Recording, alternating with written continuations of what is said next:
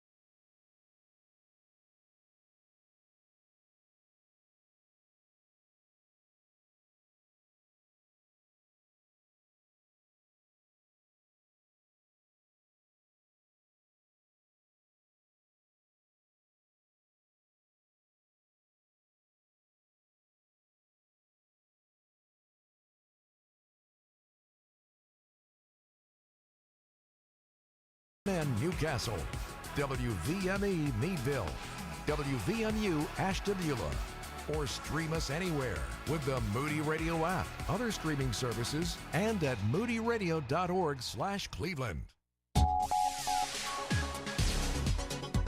Former President Trump says his administration was able to leave Roe v. Wade up to the states for the first time. It's 6 o'clock. I'm Ron Eastwood, Moody Radio News. During Tuesday's debate, hosted by ABC News, Trump praised the 6 Supreme Court justices who had great courage in overturning Roe v. Wade. Vice President Kamala Harris said that the government and Trump should not be telling a woman what to do with their body. 12-year-old student in the Lorraine City Schools District is facing charges after she allegedly posted an online threat of a school shooting. Police learned of the threat at around 4 a.m. yesterday, and the decision was made to close Lorraine High School while officers investigated. Within hours, authorities say they traced the threat to a 12-year-old suspect who they say told them she meant the message as a joke.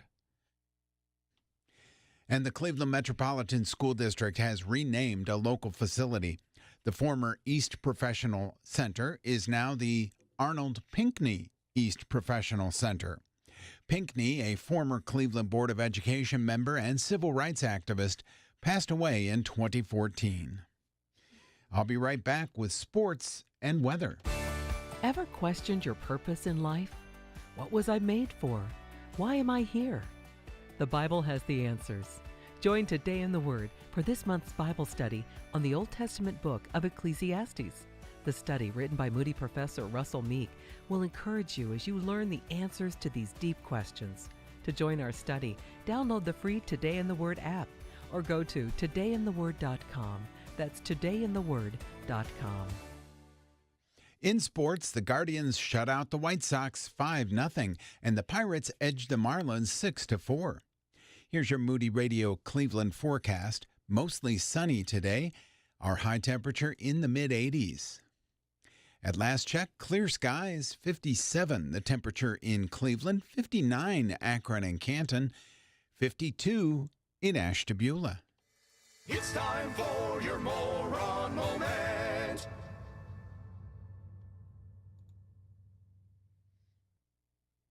Oh, bear with me. Today, our fellow citizens, our way of life, our very freedom came under attack in a series of deliberate and deadly terrorist acts. On September 11th, Patriot Day gives us all time to reflect on the devastating terror attacks that took place, taking nearly 3,000 lives. We commemorate those who lost, and we give thanks to the brave first responders who put their lives on the line. Take a moment today to consider what we stand for as a nation and how we can work together to make the world a better place. And that's your Moron Moment. Moron. And you'll find that on our Facebook and Instagram. It's 6:03. With Moody Radio News, I'm Ron Eastwood.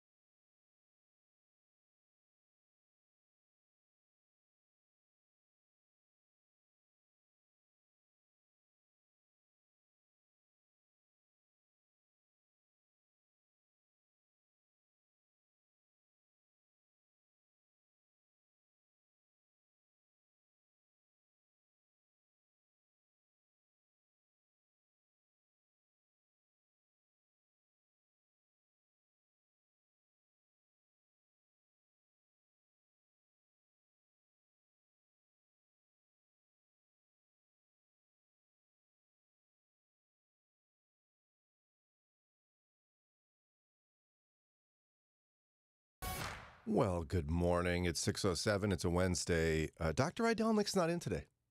Oh, no. So, yeah, I mean, somebody's on the edge of their seat ready to ask questions. And Yeah, Cam's probably typing one up right now. poor Cam. I mean, poor Cam. He's like one of the cooler guys I know. Yeah, he's the coolest guy we know. Also, he texted and said, no Idelnik today. So he's already on the in. Oh, wow. How did he know that? Maybe he listens where he's, Dr. Idelnik goes to other stations. Or maybe Dr. Idelnik wasn't on Saturday. I don't know. Or maybe Cam has a listening device in our station, or he's reading our emails or something. Cam, I think you've just given yourself away here. He's like a secret agent. Maybe. He's a visitor from the future. Oh, Sounds like a great movie. he does give off those vibes. He does. We love that guy. Okay, so something else wild. I have to tell you about our experience yesterday. We have to have a group discussion. Oh, okay. Therapy. Yeah, I know. Group therapy. So I'm just going to keep it as generic as possible because we don't certainly want to be specific on this. But our team had the opportunity yesterday to celebrate the success of Renew and the extra work. And so we decided to go to lunch together. That was how many of us? Like six of us? Six, I think. Yeah. And our station manager had the idea to go to this place. And it would be a place that he referred to as a greasy spoon. Yes. I don't like that phrase Right. because it implies the place is dirty. Right. And it wasn't dirty. No. A hole in the wall. Yeah, it's a hole in the wall place. And let me just tell you, it was somewhere in Ohio. If you're looking for this restaurant, it's somewhere in Ohio. That's the best I'm going to give you. The server was super pleasant and funny. The food was delicious. Yeah, it was so good. A lot of delightful sports paraphernalia on the wall. Yes. I'm not sure if you noticed that, but I saw strange looking things I didn't understand all over the walls. totems and icons and But it was one of the weirder experiences I've had in a long time, as in the place was full of regulars who were, they appeared to be marveling that we exist, offended that we decided to go to their place, and staring at us and listening to us the entire time. Did you notice this? I did, yeah. Rod? I didn't really notice them looking at us, but I did notice they were regulars because the waitress knew them all by name. Like, I don't think we were welcome by the people that were there. Like, the restaurant loved us. Yeah. But the one guy, I don't know if you could see him, Lauren, because I was sitting across from Lauren. There was a guy literally turned sideways in his chair He's and behind me. unashamedly watched our entire experience. The one behind me. Well, kind of. He was like on the parallel. Like I every time I looked over, he was looking right at me. Every time I looked. And just to set the record, I would probably have been, aside from the rest of the team, I would have been the youngest one in the room. Yeah. I So didn't the want to bring regulars, that up. yeah, they may have been going there for 50 years. I mean, it's possible. And then one of the more startling experiences where Lauren and I could only give each other looks, and she, after a few moments, waved me off because she couldn't continue seeing the look on my face for fear she would totally lose it. We were talking about, I think we were talking about AI at the table. Yeah. And there was a quick silence, where it just happens to be silence in the whole table. And the woman behind us Forgot about this. was like listening so intently. She was making comments about AI. She made a started talking about loud AI. comment about AI right behind us. Wow. Did you catch it? I did. I had never heard such a did. thing. The whole place was listening to our conversation. They were commenting on it, like they're watching a TV show. Yeah. And I looked at you, and you're like, "Look away! I can't. I can't. I will lose it." Because we both were shocked by this woman like engaging in our conversation. Was she staring at us too? I couldn't turn and look at her. I was trying not to look at other people. I couldn't get over the guy that was literally staring at me the whole time, like our whole table. He was like, "Well, look at what we got here." I felt like, in the movies when you go to a saloon in the Old West Yeah. and you're from out of town and everyone just can't handle the fact that there's who's this guy from out of town? There's a honky-tonk piano playing that just suddenly slows down and stops. Yes, this is what we walked into yesterday. Yeah, it was. Most of the people were with someone else, but it was because they're so regular, they weren't talking to each other. No, Like they're literally going there to eat, not to like speak to each other. So they just listen to us. Who let strangers in these parts? We weren't talking about anything fun at all. It was so wild. And the oddity is, it was so delicious. Like, I really enjoyed it. And I'm also not like a very loud person. But there was one point and I was like, I feel kind of loud. And I had to like make Because myself, they were all listening to us. I had to make myself quiet. It was, and you also commented to me, Brian, why are you talking so loud? I talk very loud. Sarah always says that to me. But Yeah, it was a pretty small place. But we were the entertainment. I guess so. And I have to bring this up, too, because I don't Never know go what to there do again. with this. I had a long, well, I don't want to give it away. I had a drive home, okay? I'm not telling you how long it was, because then you could start to do some sort of mapping. And so I'm like, I better. As if they don't already know where you live. Well, yeah, I suppose. I ought to use the facilities before I leave, because I don't have to Sure, stop. of course. You know. Right. And I went into the facilities, and it's a small place. There's just one. It's not like it's just like how it is in small restaurants. Yeah, facility. Yeah, it was one. And there was like it was weird because it was two doors. It was like there was an entryway to the facility, and then the facility. Okay. Two doors. Neither of them closed or locked. Like you had to push it closed? No, I'm telling you, like the bathroom door itself could not be closed. Wow. Like it had swollen and wouldn't Yes. fit. Oh, my.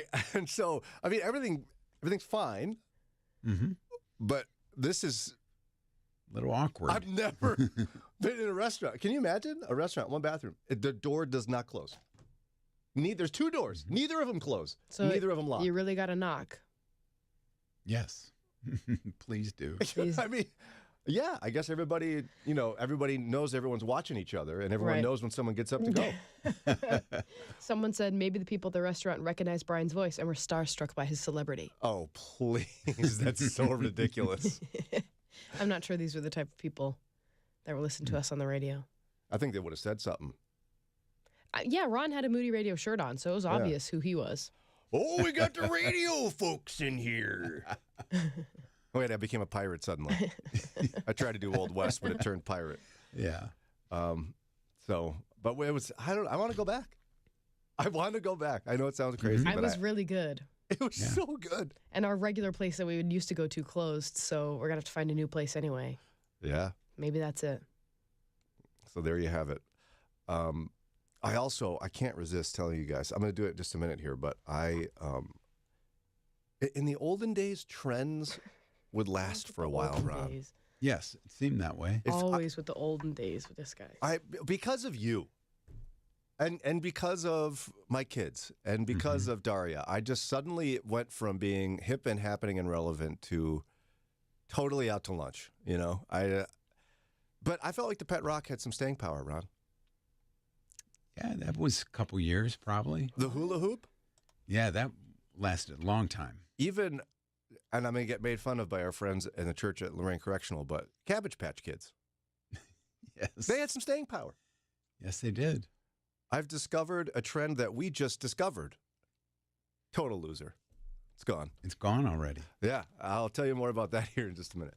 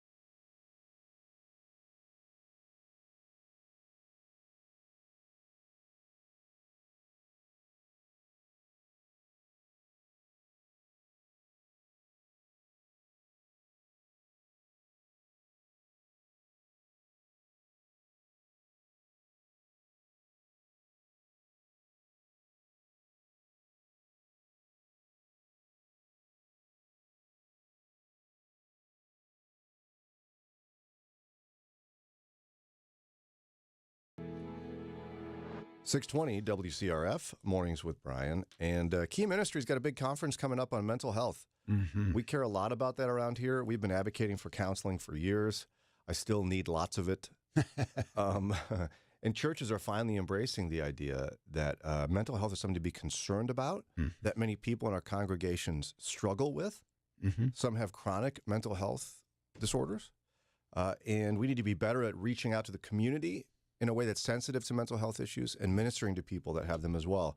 And so Key Ministry and our friend Dr. Steve Gersovich, his whole team, has put together the Mental Health and the Church Conference, September 26th and 27th at Bay Presbyterian Church in Bay Village. We'll be there, broadcasting live on the 26th. 26th, September 26th. On the 26th. It'll be fantastic. It's going to be a great time, and we'd encourage you to go from people from your church, or if you even want to learn more about this. Right. Tons of speakers, big-time ones. Kay Warren, as in from Saddleback Church, she'll be there because this is an issue of passion for her. I've got 2 suggestions. Oh, good. First off, talk to someone in your church. If you can, avoid the senior pastor because he's very busy, but somebody who may be an executive pastor or somebody who might be more likely to deal with creating ministries for the special needs people, the mental, those mentally challenged, and talk to them and see if there would be interest for them or someone from your church to go, because I think this would be an opportunity to create a ministry within your church that can help a lot of people. Oh, yeah. And my second point, if you know somebody anywhere in the country who would benefit from this, invite them to come and stay at your house and then go to the conference. It's at Bay Presbyterian Church in Bay Village, so a little bit west side of Cleveland, easy to get to, and it's a national conference. It's not just, oh, here's a couple of local yokels getting together. No, this is a big conference, and so people, they hear Dr. Gersovich with us and they think, well, that's cool. He's a local expert. He is that. He's also nationally known. Oh, yeah. People know him from coast to coast. So take advantage of this opportunity and invite your friends, invite your enemies. I don't care. Maybe not stay at your house. Yeah, I don't know. So text the word KEY for more information about this great idea, Ron. Text KEY to 440-546-2255. KEY to 440-546-2255. I stayed up far too late last night. Oh, no. I had this. I didn't. Yeah, I knew you wouldn't. You declared yesterday, like, even though there's a historic moment in American history, you're like, I'm going to bed. I'll watch the highlights. Yeah, on Tuesdays I go to bed early because I have both children. Yeah, so you're tired. I don't blame you for that. I put them to sleep and then just go to sleep. Yeah, I normally am trying. I'd like to be asleep by 9, but it usually ends up being 9:30. Ended up being probably 10:15, 10:30 last night. Goodness. And I heard listening like, oh, wow, it's so late. No, it's like for I when went you to get sleep at 8:30, so. Yeah. Oh, I'm so jealous, actually. I think you got more sleep than me for the first time in a long Probably time. ever, yeah. Yeah. There was a presidential debate last night. I happen to love history, so the idea of the historic nature of this election where one of the candidates bows out so late in the game. Right. And then you have, first female. Yes. It's wild. And it was the first time that Vice President Harris and former President Trump met. Did you know that? Oh, I didn't know that. They'd never met before. wild. They'd never been on the same stage. Wow. That was one of the things I highlighted at the beginning. I was like, whoa, I didn't know that. And then it was like, Ron, I keep bringing up the olden days today. In the olden days, there was a crowd. Yeah, now it's just the No crowd. correspondence or whatever they are. That'd be so hard to. Yeah, who you talking to? Like a camera, just a camera. Yeah. But your audience is the country, not the group of people who happen to get tickets to attend in Philadelphia. And I can see the point because we as a country have become more raucous in a lot of ways. Yep. And so if your candidate made a point, however weak it might be, you're going to be like, oh, yeah, yeah, tell them that's it. And we don't want that. Yeah. This is an exchange of ideas. And so we want to hear the words of the candidates and judge for ourselves if we believe that platform to be the better one for America's future or the other platform to be better. Yeah, but I think our political polarization is degenerated to the point we can't even have an audience anymore to debate. Yeah, Well, it's a shame. Sad. I'm not going to make any particular comments about either side at this point because our society has deteriorated to the point that we can't talk about these things. I'm telling you, years ago when I was on the air, we could talk about these things. And it would be like thoughtful discussion. We can't do it anymore. But thankfully, we're going to talk about it tomorrow. Mm-hmm. Oh? Here's what we're going to do. We have the Dr. Mark Caleb Smith. He's like dean of something at Cedarville. Everything. Yeah, he's in charge of like the whole place, kind of. And he's also a political science professor. He's going to join us for an entire hour tomorrow. And we're going to talk about this historic election in front of us. And we're going to take calls. Wow, that is bold. I can't wait. I love that stuff. Makes some people very nervous. Everybody get it out of your systems tomorrow, 7 a.m. Yeah. Maybe there's a question you want to ask him or a comment you'd like him to respond to. We'll let it happen. He can handle anything. I don't throw very hard, but I've tried throwing him curveballs and fastballs and things like that. Verbal ones, of course, because I can't really throw a ball either. But and he can always hit them, always. So again, tomorrow, Dr. Mark Caleb Smith from 7 to 8 in studio. Wait to see how tall he is. You've met him, actually, so you'll know. Yeah, I have. He's very tall. Bow tie and everything. Oh, yeah. Hopefully. He'll be on the live stream. It'll be epic. Great. And you could text in your questions. You could do all that stuff. So tomorrow from 7 to 8, be sure to listen in, and we'll do that political 1-hour discussion. Hopefully I'm well rested tomorrow. Got to get to the trends thing.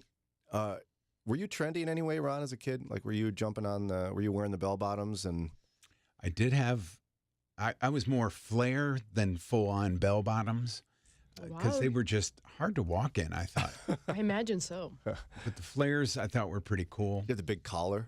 At times, yeah. That is so Later cute. 70s. Were you like, your friends like, come over, Ron? No, I'm hula hooping. We did have hula hoops Yeah, you did. and lawn darts, the metal pointed, Oh, goodness. yeah. Those were great. We had a set of those too, Ron. Kids today don't know how dangerous life was. I used to try to throw it straight up in the air to see Yeah. what would happen when it came back down. Only the strong survived childhood back then. Did you do that with the lawn darts? Or you just chuck it straight up in the air? Yeah. How silly that was. I know, and our parents let us do it. I don't know. Yeah. Any other trends you did? I'm sure I did a lot of trends, but can't think of any right now. Lauren, you're going to Yes. have to make us all feel old and irrelevant here. What? I know you were trendy. So what did you? Not really. You were all about Barbie. You had all the Barbie things. Yeah, I really liked Barbies. You had the mansion and the plane and the jet and the Jeep. Yeah, I had the and mansion with the elevator. I had the Jeep. I had a plane. Yeah. No other trends? You didn't have like a... When you were a kid, they had the Littlest little Pet Shop. Littlest Pet Shop. Littlest Pet Shop. Polly Pockets. Polly Pockets, of course you did. Yeah. American Girl dolls. Oh. What a scam that is. I love those guys. My daughters got sucked into that trend. We Yeah. spent far too much money on a doll that's in a box. Yep. But if they got like injured, you could send them to the American Girl doll hospital, and then they come back in a hospital gown, and Okay. their little like limb is Did that fixed. happen to you? Yes. Oh, wow. So you actually played with yours. Yes. My daughters didn't play with them. No, I played with them extensively. Wow, look at you. Yeah. Your parents got their money's worth. I guess so. I love it. For me, it was I had a pair of Zubas. I don't know what that is. You remember Zubas, Ron? Not by name. It was like zebra print sweatpants of various types and colors and such. Were they like parachute pants? Kinda, yeah. Okay. I think so. Somebody knows what Zubas are out there, but I had a pair for sure. I didn't have a hypercolor shirt, but those were way in when I was a kid. Where when you would sweat, it would change colors. I don't know why. no. it Why was would a you good want to idea. know that? It was like heat would change the color of the shirt. Why would anyone want someone to know that they're sweating? I don't know. And Yeah. ended up being patchy different colors. And I That's don't, sickening. yeah, it's pretty dumb. I've got those at UPS. They go from a lighter red to a darker red. I had a pound puppy. Ooh, yes, And a pound popple. puppies. I had a popple Yeah, I had pound puppies. and a koosh ball and all those things. But trends don't last as long as they used to. Okay. Remember we just figured out Stanley cups? Yes. Like you and I were like, I'm sorry, who's this Stanley? Who's Stanley? Who's Stanley? Remember? Well, I knew Stanley as a thermos. You put your soup in it for work. Yeah. Right. At the iron factory. Right. And like all the teenage girls wanted to have their Stanley. Yes, they did. And you wanted a Stanley. No, I didn't. Oh. But it was like the hot trend, right? Well, Right. yesterday I'm driving my daughter to soccer. She's like, hey, can we pick up my friend on the way? It's like, absolutely. Come on in. Pick up her friend. Her friend gets in the car. Well, I got a new Awala. Yay, I got one. Sylvia's like, oh, let me see it. I was like, you got a what? Awala. Mm-hmm. It's the new Stanleys for losers now, I guess. Total losers have Stanley Cups, and cool people have Awalas. So I took it from her, and I took a picture of it. I'm holding it up on the live stream. Yeah. Because when you drink from it, you look like a koala. Is that what it is? Yeah. How do you know about this? Where have I been? I'd never heard of it. My granddaughter, Lexi, has influences there. And of course, I texted Lauren. She was like, oh, yeah, of course. Yeah, it's all over TikTok. That's not what I said. What did you say? I said, oh, yeah, that's the new Stan. What's so big about the Awala? I don't know. What's so big about anything? What's so big about your zebra pants? They were trendy and awesome. Oh, that's what people say about these. I just don't get it. I don't either. My friend has had one for like a while. But suddenly it's all the rage. You got to have the Awala. Are they expensive? I'm not sure. The Stanleys are expensive. Mm-hmm. Let's look it up. Poor Stanley had just a boost in sales for the first time in a few decades. Not as expensive as a Stanley. How much is it? Like that one that's in that picture is $27.99 at Target. Okay. So, And see, I don't know why you would look like a koala drinking out of this. What do koalas look like? or a Stanley is like $35. So Like, is that really what this? Are you making that up, Ron? No, that's what I heard.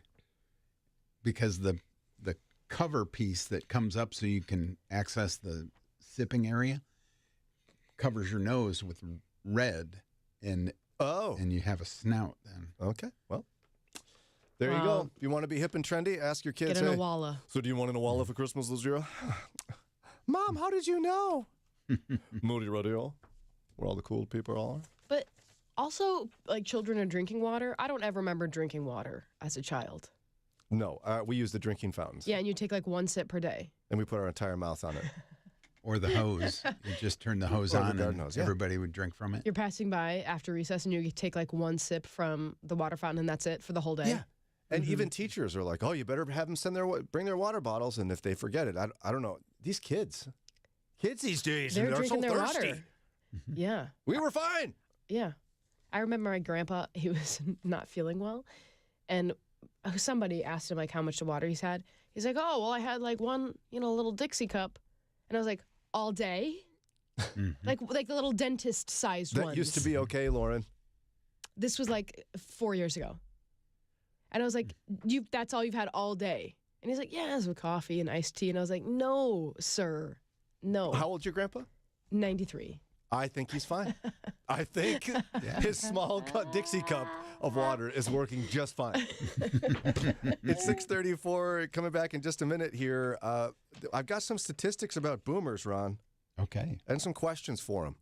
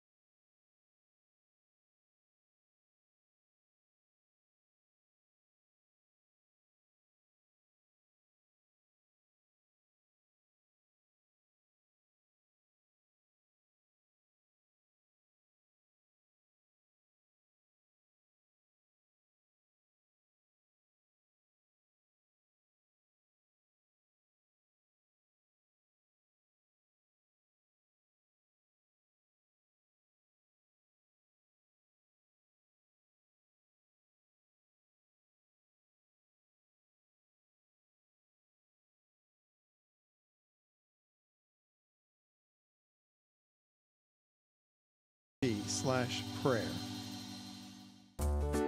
Keeping your eyes on Jesus in a changing culture can be difficult. Let us help. It's Mornings with Brian on Moody Radio, Cleveland.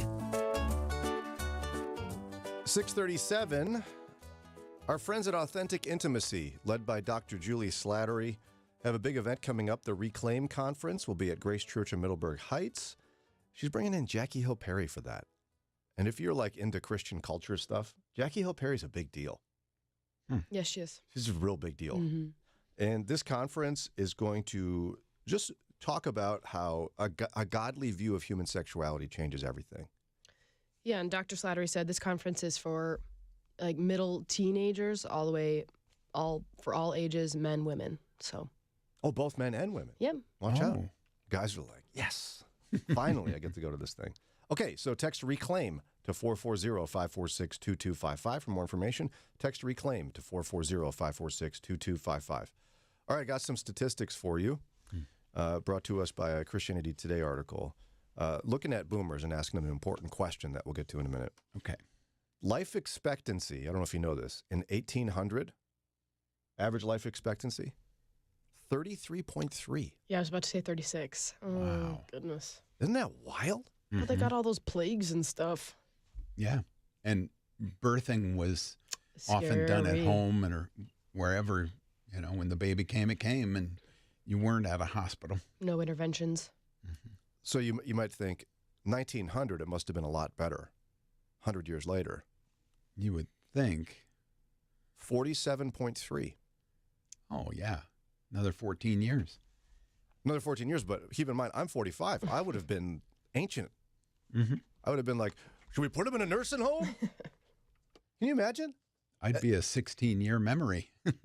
Right? I mean, my grandmother was born in 1912. Mm-hmm.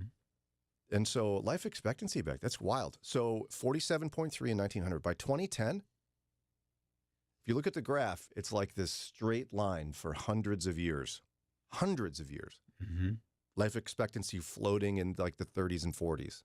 And then, you like that sound? I do. Lauren loved it. Yes, I did love it. Amazing. By 2010, life expectancy 78.7. By 2010. By Okay. 2010. It's huge. So the fastest growing age group in the United States is now 65 plus. And by 2034, for the first time in American history, we'll have more people over 65 than under 18. Wow. Because people are living longer and birth rates are very low.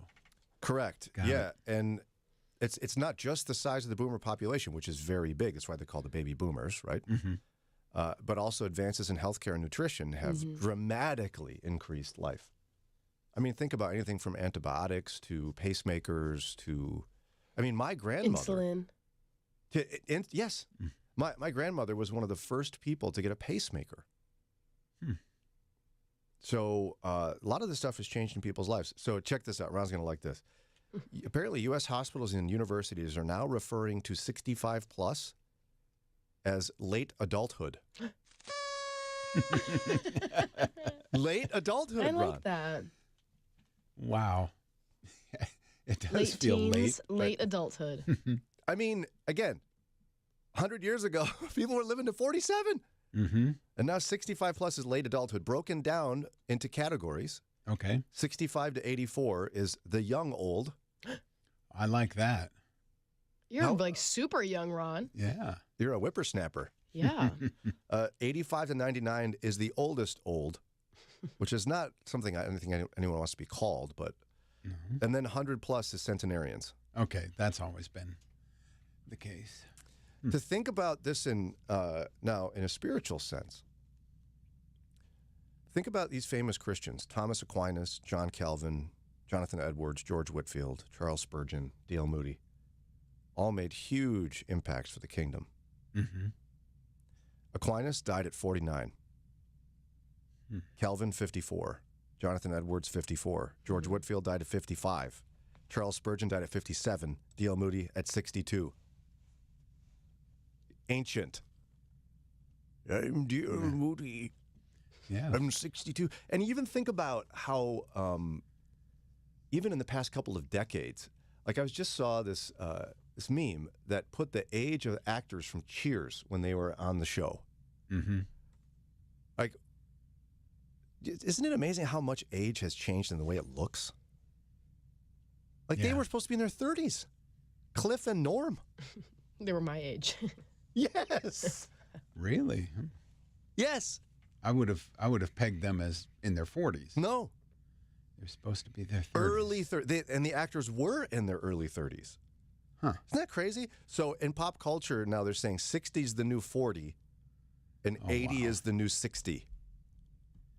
Ooh. But if you look at the way people are living their lives and their health and such, I think there's some truth to this. Like I remember my grandmother when she was in her 70s. I was like, oh, sweet old lady. 70s now, it's like, yeah, you're doing fine. There's a range. There are some people who, I don't know, when age hits them, boom, it hits them. And they're, I don't want to say decrepit necessarily, but they're very, very limited in what they can do all of a sudden. Others who might be into their 90s, didn't we have a lady who called in and said she just got back from her 5-mile run or something? And we asked how old she was. She was in her 80s. And I was like, wow. That'll never be me. We know it's not going to be me. So, yeah, some people are very active into their younger adulthood and older adulthood or whatever they are. I mean, D.L. Moody died at 62, and he was really old compared to his contemporaries. My dad's 74, and I can't really tell a difference between Dad at 74 and 64. Can't really tell a difference. He's doing just fine. And so here's the question for boomers that Christianity Today asked. What are you going to do with yourself? You got your whole life in front of you. It was a funny story about a guy who's in his 60s visiting his 99-year-old dad. And his 99-year-old dad just got his driver's license test passed. He's about to write a new book. And he looked at his son, who's in his 60s, and smiled and said, son, what are you going to do with yourself? You got your whole life ahead of you. Like, as in retirement must be rethunk. Yes. Dave would agree with you on that. But imagine that, Ron. Like you really have decades in front of you. Yes. The farther I make it, the more likely I am to make it even farther. So what should old age and retirement be looking like for boomers? Because it's not going to look anything like it did for their parents. If you've been able to wisely save and invest to the point where you don't need to work anymore, then you do have almost unlimited possibilities because you can volunteer for any organization. Almost everybody's looking for volunteer help, and you can make a difference with the city mission or Laura's Home. You can be involved in a number of ministries to maybe working with the inmates in Lorraine or other, under-resourced youth who need a tutor. You can find what you have a real call toward and invest in that, and it'll bless you and it will bless others as well. Because I think the old imagery and tradition of, the golf course in Florida and all that. Yeah. I think it probably came from like, well, we've only got a couple years left. We might as well enjoy them. Right. Right? I mean, you might as well golf all day because you just got 3 or 4 years before you're in a nursing home. Ron, this is decades. Like that approach. Can you imagine how boring that would be? Well, you got 40 that for 20, 30 years. Yeah, or 40 years for some. It's like, no. You got, the CT is questioning whether universities need to totally rethink what they do with non-traditional students. You really, with life expectancies, you could really retire, get an entirely new degree, and do something else. Yeah. And bring a great perspective of life to that field that, when everybody coming into the field is 26 and you're coming in, at 76 or whatever, you have a lot of life view that these kids just don't have. Yeah, my former boss just retired, and she's not going to sit on her couch or like sit on the beach. She's like has plans to start a whole new organization, like a nonprofit. Yeah, I get it. Yeah. And I think boomers are the first generation. You know, we always talk about how different things are for kids, right? Mm-hmm. I think your generation is going to have to totally re-examine what it means to finish a career. I mean, because people could go from working for 30 to 35 years in the same place to 50 years. Mm. Good, yeah. I know one guy at UPS who's been there 50 years. Do you really? Yeah, he's got his own parking spot. As he should after that many yes, years. absolutely. Somebody just told me last night, another 30 years and you could have a parking spot. Oh my gosh. Well, Ron, I mean, this is going to create complexities for younger people. Yes, it does, because they're already chomping at the bit saying, why don't we get the opportunity to be in leadership? Mm-hmm. You know, I'm 25. I'm ready to be the CEO. And it's like, hold your horses, young fella. And on the other hand, why should all the upper executives be 75, 85 years old? That doesn't make sense either. But we feel that way because boomers did get to become the CEOs at 25, 26, 27. Because everybody's dying, right? Yeah. I mean, older folks were not making it nearly as long. You're like the first generation to make it that long. But it's been a steady increase. It's not like it hit 1970 and then shot up, or 80 and shot up. Yeah, it's been steady. I will say, I know a guy now who's close to retirement age at Moody, and he was station manager of one of our biggest stations at 25. That would never happen today. Right. It'd be unlikely you'd be an on-air presence at 25. Very at the big unlikely. Station. Yeah. So I find it fascinating to really, I don't know how many people are thinking through the cultural shift among 65 plus. We talk a lot about kids. There's going to be a dramatic cultural shift for people who are conditioned to just retire and rest and discover in 20 years they're really pretty bored and they wish they would have done something with their life. Right. Yeah. Deep thoughts from Christianity Today.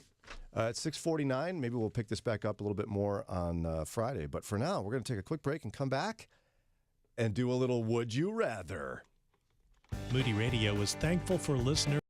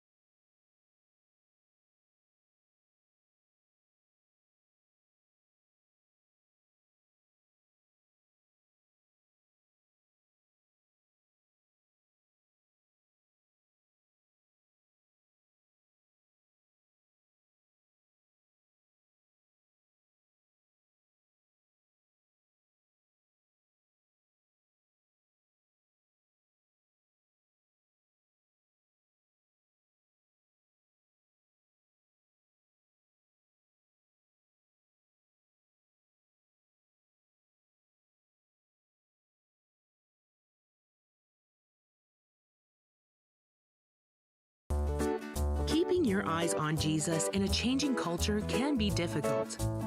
Let us help. It's Mornings with Brian on Moody Radio, Cleveland. Would you rather? Would you rather? Okay. Are you guys ready for this? As ready as we can be. I made ChatGPT write these. Oh, really? Yes, I did.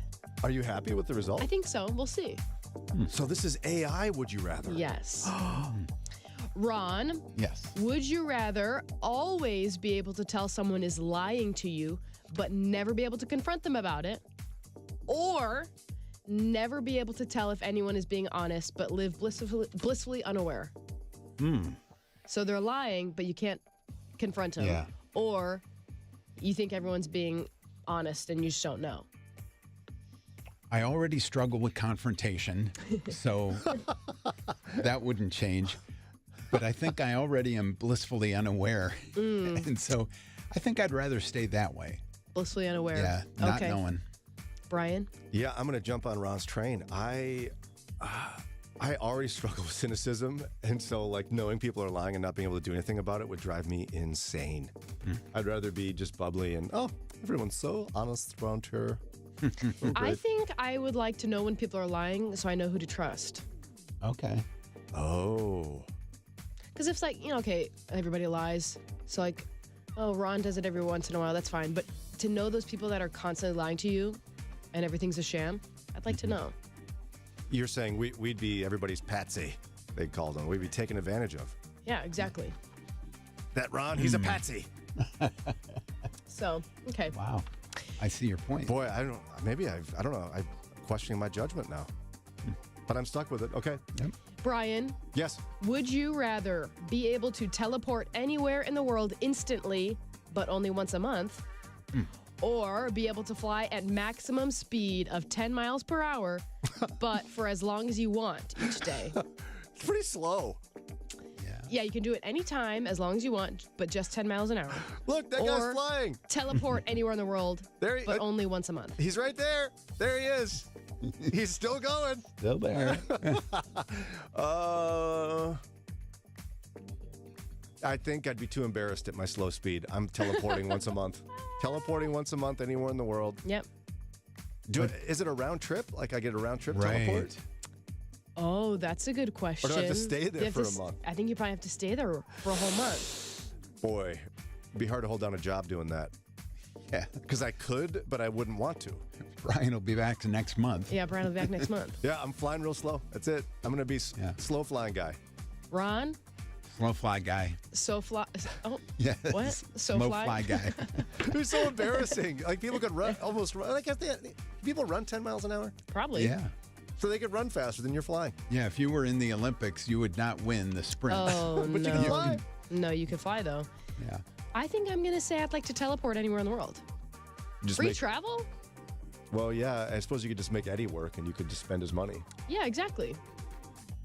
Come back. Or I every other month. I work in Italy for a month and then I just come back. I just take like little temp jobs here and there. I could see it. I could see Okay. it. Yeah. Ron, Yes. would you rather have to wear a full-body dinosaur costume every day for a year, including all activities and events, Okay. or have to perform a daily interpretive dance routine in front of a live audience for the same period? Oh, my. And Full-body dinosaur costume every day for a year, yeah. or perform a daily interpretive dance for a live audience for a year. And for roughly how long is the interpretive dance? It doesn't say, just a daily one. Because if it's like a 2-minute dance, I think I'm going with the dance Okay, because it's limited. it is. That dinosaur costume is All with day, you every day. all day, every day. And I mean, what kind of dinosaur? If you're a T-Rex, you got tiny little arms. I mean, Yeah, how do you moving pick anything up? packages with those arms, could never get anything done. No T-Rexes at UPS. I'd just like lean into the interpretive dance. I'd full on A Napoleon daily Dynamite every interpretive day. dance in front of a live audience for a year. Yeah, I'd put on moon boots and a Vote for Pedro shirt, and I'm You've gonna got it. throw it down every day. All right. You'd never do that. You don't No. want people looking at you. No, I'm going to wear a full-body dinosaur costume every day. You'd hide in there. Yeah, exactly. No one can actually see me, so I knew you'd pick that. yeah. That's great. Works for me. Even with little T-Rex arms? Yeah. I'd figure it out.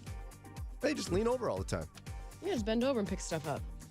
All right, that does it for this week's edition of Would You Rather. We're going to do a quick gear shift. And do I hear... What's that? What's that noise? Oh, I hear guitars? A pan flute? Hello there, it's Robin Hood. My legs are kicking under my desk. You can't see. But your upper body is straight. Yes, exactly. I asked for Christmas music. Is this... I saw 3 ships. Oh, okay. I thought we were in like the Disney movie Brave for a moment. Ooh, yeah. Merida, it's brave. Well, they have Christmas in Scotland, too. That's right. They do in Scotland. That was pretty good. That was pretty good. You just saying that for the radio, or you thought Yep. so?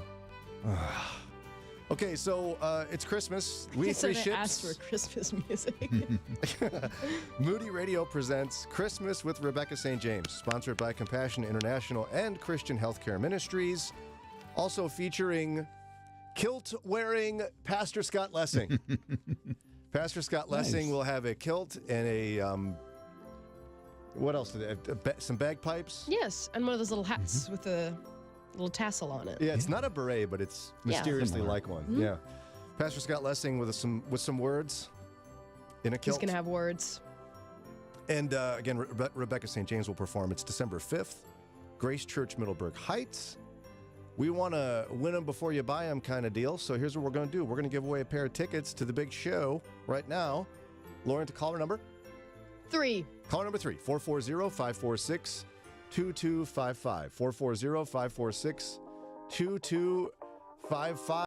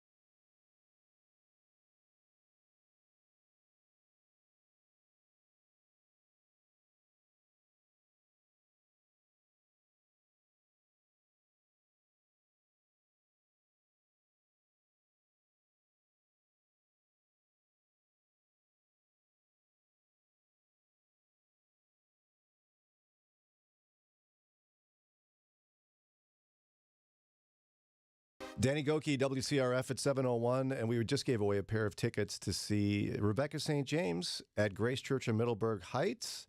It's Moody Radio presents Christmas with Rebecca St. James, sponsored by Compassion International and Christian Healthcare Ministries.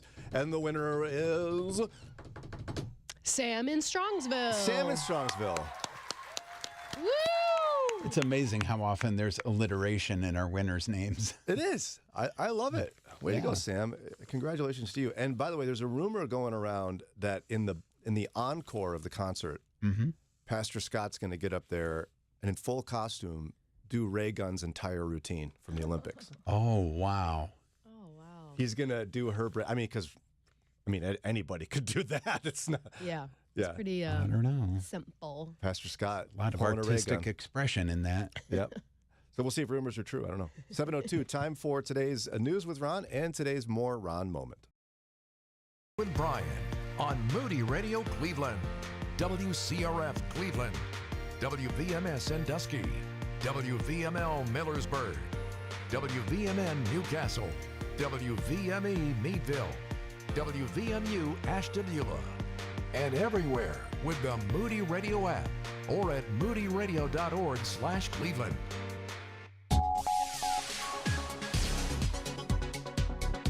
Former President Trump says he wants the war in Ukraine to stop, but would not answer whether he wants Ukraine or Russia to win. It's 7:03. I'm Ron Eastwood, Moody Radio News. During Tuesday's debate hosted by ABC News, he said he knows the presidents of both Ukraine and Russia very well and that they respect him. Harris said Trump would give up because of his friendship with Russian President Putin. The Asthma and Allergy Foundation of America has released its annual Asthma Capitals Report.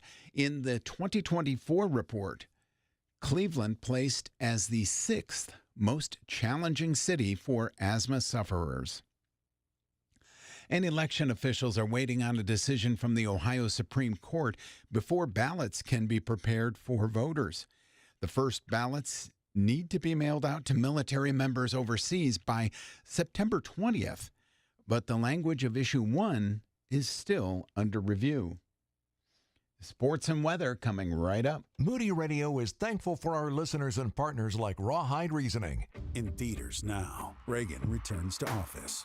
You can run from a bully for so long, but after a while, you're going to have to stand up to him. I am about to start the biggest war of this century. You told me you wanted to make a difference in this world. What would you have me do? I want you to fight. Mr. Gorbachev, tear down this wall. Reagan, in theaters now, rated PG-13. In sports, the Guardians shut out the White Sox 5-0, while the Pirates edged the Marlins 6-4. Here's your Moody Radio Cleveland forecast. Mostly sunny today with highs in the mid-80s. And at last check, we did have clear skies across our listening area. It's 57 degrees now in Cleveland, Akron and Canton, 57 as well. Youngstown still just 51 degrees. It's time for your moron moment. Today, our fellow citizens, our way of life, our very freedom came under attack in a series of deliberate and deadly terrorist acts. On September 11th, Patriot Day gives us all time to reflect on the devastating terror attacks in 2001 that took nearly 3,000 lives. We commemorate those who we lost and give thanks to the brave first responders who put their lives on the line. Take a moment today to consider what we stand for as a nation and how we can work together to make the world a better place for all. And that's your Moron Moment. And you'll find that on our Facebook and Instagram. It's 7:06 with Moody Radio News. I'm Ron Eastwood.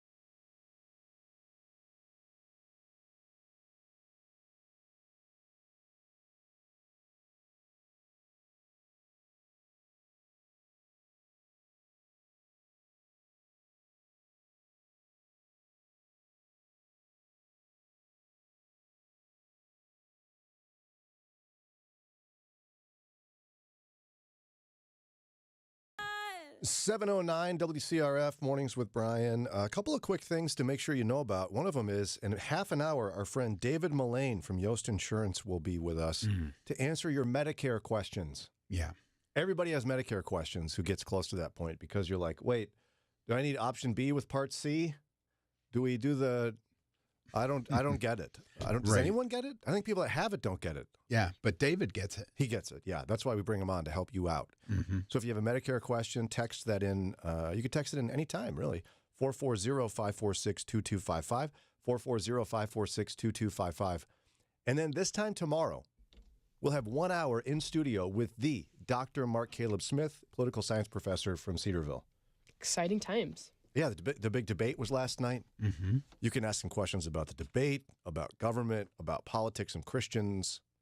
Yeah, and if you've got concerns about, well, Dr. Smith is going to be shoving his agenda down my throat, don't worry, because he is so nonpartisan. You'll never get from him a leaning one direction or another. That's right. He's very strictly nonpartisan and just sticks to the facts.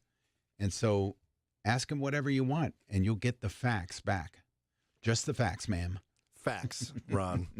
And I'll have to stand next to him for a minute in the live stream so people can see how teeny tiny I am compared to Gigantor Smith. Sure. He's tall. He is very tall. So, okay, we got that covered. Now, my wife loves fall. If I asked her what her favorite season is, she would say immediately fall. Lauren, what's your favorite season? Summer. Really? I would like to be burnt to a crisp. Lauren. Oh, wow. It's not healthy. No, I wear sunscreen. I'm just saying I like the feeling of the sun beating down on me. Yeah, my wife loves a good cool breeze and a sweatshirt. It is nice. Like when it starts to turn and the mornings are cool, it's nice to put on a little jacket. A bonfire in the fall? Oh, yeah. That's good times I'm there. already cold all the time. I don't need the weather to also make me cold. I am too. I've just given up and I wear layers all year long. Yeah. Ron, what's your favorite season? I think fall. Fall? Yeah. Yeah. Like you're saying, the bonfires, there's just something about that, at least in a mental picture. Now, when I'm out blowing leaves, I'll be not so happy about that. The fact that I had to cover the pool. Yeah. Although that'll be a bummer. Covering the pool because of falling leaves is a good thing. It's true. Would not want to be out there scraping leaves off all the time. Now, I'm learning there's actually a trend among Christian women. It's called Christian Autumn Girl. Yeah. Really? Lauren, tell us about this. It's just like an aesthetic of women, particularly Christian women, who love fall, and they're going to wear their burnt orange sweater, and they're going to get a pumpkin spice latte and do their devos at Starbucks. So there is like a suburban... Yeah. Really suburban white girl thing, yeah. Christian white fall. And yeah, it is a white Christian thing, white too. fall. Yeah. So Relevant Magazine has what they call the Christian Autumn Girl Starter Pack, where they give the essentials to this archetype so we can all understand it better. And we're going to see if Lauren does any of these or has any of these. Okay. Which I'm guessing is Sweatpants Girl may not have many of them. One of your sisters probably does this, though. Yeah, my middle sister would probably adhere to it more. Okay, so first one, a leather-bound journaling Bible. I have a leather Bible and a leather journal, but it's not a journaling Bible. I think that counts. Okay. Sure. I think it counts. They're just separate, not together. Do you doodle acorns and leaves? No, in the I'm margins? really bad at drawing, so. This says that it's part of it, though. If you have that, you're going to That's probably so doodle hilarious. a little bit. Okay. An arsenal of chunky knit sweaters. Yeah, I do. Oh. But they're out of style, so I don't really wear them anymore. Oh, they're out of style? They are. But you have them still. Yeah, it's like a target on your face to show that you're a millennial if you're wearing one of those. I think one But day I do have them. at work you should You want me to bring them? you should wear your Christian Autumn Girl whole thing. I don't have any brown leather boots anymore. I got rid of those because that's another big. Well, and they're out of style. It's also the one thing they didn't bring up is the thing that's in for Christian Autumn Girl, and it's the fashionable hat. But it's a hard brimmed that's felt right. hat. That's right. Not a cowboy hat. Yeah. It's not a floppy hat. Yeah. It's a stylish hat. That's exactly right. And brown leather boots, all the way up to your knees. Do you have the hat and the boots? I've never worn a hat like that in my life. I used to have those boots, yes. She gets a point for the used to have. Yeah. A collection of scented candles with names like Grace or Abundance. No, I don't do candles. You don't do candles? No. Oh my goodness. They give me a headache. My daughters and my wife are constantly lighting candles. I'm constantly blowing out candles. Sarah found a particular scent that is at Bath and Body Works, but Dollar General carries it for like a fraction of the cost. There you go, Sarah. There you go. I think my wife knows that scent too. Really? Yeah. That description of Bath and Body Works and Dollar General, I've heard that before. They're hard to get. They're hard to get. So anytime Sarah passes a Dollar General, she pulls it and buys them out. Wow. And then she really is stopping finds them. a lot of places, isn't she? She is. And she rarely finds them because it's the Christian Autumn Girl thing, apparently. Yeah, I do that too at Dollar General, but it was for s'mores ice cream, not a candle, so. Okay, so you don't get a point for that. All right. Plaid blanket scarf for every occasion. I do, yeah. You do? Yeah. I have huge blanket scarves, 2, maybe What's 3. a blanket scarf? I don't even know what that is. It's like this wide, and you just wrap it around. You just held your arms as far apart as you can. Yeah. Wow. I'll bring them. I'll bring my scarf one day. So it is literally like wrapping yourself in a blanket. Yes, just it's very around comfy. your neck. Mm-hmm. So why can it still be called a scarf? Isn't it more of a shawl? I don't know. Millennials. A go-to leaves scented lotion. No. Is that a thing? No, I just use one lotion. It's scented. My lotion? Yeah. No, it's just cocoa butter. It's not scented. Shocking. Doesn't even smell like cocoa? I don't do a lot of scents in my house. Clearly. A carefully curated fall worship playlist. No, that's funny though. Which is like the acoustic that be? version. Oh, It's like the okay. acoustic version of your favorite worship Like song. acoustic hymns, maybe. Yeah. Mm-hmm. Fernando Ortega. You don't do that? No. A fall-themed journal for prayers and reflections. No. You have a leather-bound journal, though. Yeah, but it's not a fall journal. Is it for prayers and reflection? No, it's a plain journal. It counts. I'm No, counting it's a plain. No, it's a plain journal that I write whatever I want in it. It's not a themed Your journal. reflections. My reflections. A pumpkin-shaped mug for all your warm beverages. Used to have one. I don't have one anymore. Ron, should we count it? Yeah. We're counting used to. A pumpkin-shaped mug? Yeah, it looks like a Who pumpkin. wants to drink out of that? It's cute. The green part is the handle. You are a Christian Autumn Girl. Yeah, well, It's cute. What? it's cute. A phone full of inspirational quotes for social media. No. Yeah, you don't do that. A camera-ready fall foliage hunt plan. No. You like fall colors? Yeah, but I'm not on a fall foliage hunt plan. Yeah, see, this is your first fall in Northeast Ohio. Ooh, you're going to like it. Yeah, it came in November last year. Nothing's better than Northeast Ohio rolling can already hills in the tell. fall. Mhm. Yeah. And an impressive array of autumn recipes, all gluten-free, of course. Yeah. Try to get out of this one. Yes, my house is gluten, dairy, and egg-free. Look at you, so. you're a Christian Autumn Girl. Will you dress tomorrow as Christian Autumn Girl? No, I'm not going to dress like that for Dr. Mark Caleb Smith. What do you mean? I think I can You get look you like one of a those loser. hats. I can get you the hats. Oh, What yeah, I size know. shoe do Sarah's you got wear? one, doesn't she? Yeah. Yeah, What she size does. shoe do you wear? I'm not telling you. I don't want to wear Sarah's shoes. Well, you won't wear it for Mark Caleb Smith's Day. Would you do the Christian Autumn Girl for Me and Jamie Buxton on Friday. Oh, I Jamie's bet here she's on a Friday? Christian Autumn Girl. Oh, she definitely is a Christian Autumn Girl. Oh, Jamie is a Christian Autumn girl. Will you don't do much, but will you do that? I mean, you do a lot in life, but would do things I ask. You don't do anything at this here No, radio I mean, station. you don't do things actually. I ask. No, I don't. Would you do the full thing, the knit sweater, the It's scarf? gonna be hot though. It's not actually fall. It's cold in the studio. Fine. I'll You'll find do something. It? Yes, Will I'll you do talk it. to Jamie and you can Yeah, I'll both talk do to it? Jamie. Oh, Ron, I'm so excited. So if you're still I have mystified, to curl my hair. Big curls. will you? No, absolutely not. It's too Lauren, early for that. Can you just lean into this a little bit? Brian, I'm not waking up any earlier than 3:30. We have I'm not doing outlets that. at the radio station.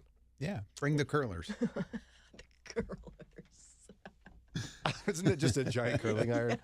Like the size of a pop can? It's like- yes, exactly.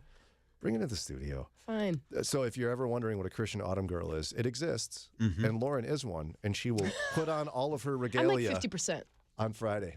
Regalia. Oh my god. I feel like it's 75%, Lauren. You want it to be 50%? No, it's 50. But it was about 75%. You counted journal twice, which doesn't count. So Why not? because It it's fit. not themed. Okay. And you counted things I used to have that I don't have anymore. Maybe I used to be a fall girl and I'm not anymore. That's just for Gen Z now? I guess no, they would never dare. Oh, Gen Z would never dare to be a fall girl. I love that it's an actual thing people say. And I've never even heard of that. Yeah, me neither. All right, it's 7:20. Time for another quick break. We'll be back with more here on WCRF in just a minute. Moody Radio.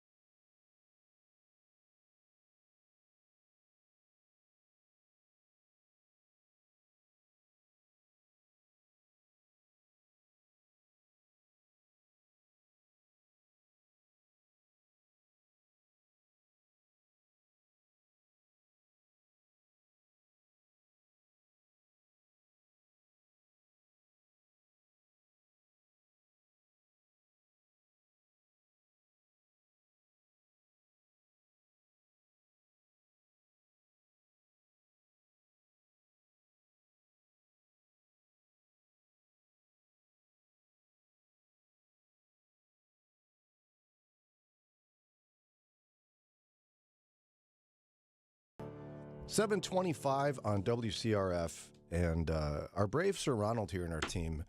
People may not know this. I think most do who listen regularly, but you have a unique work schedule.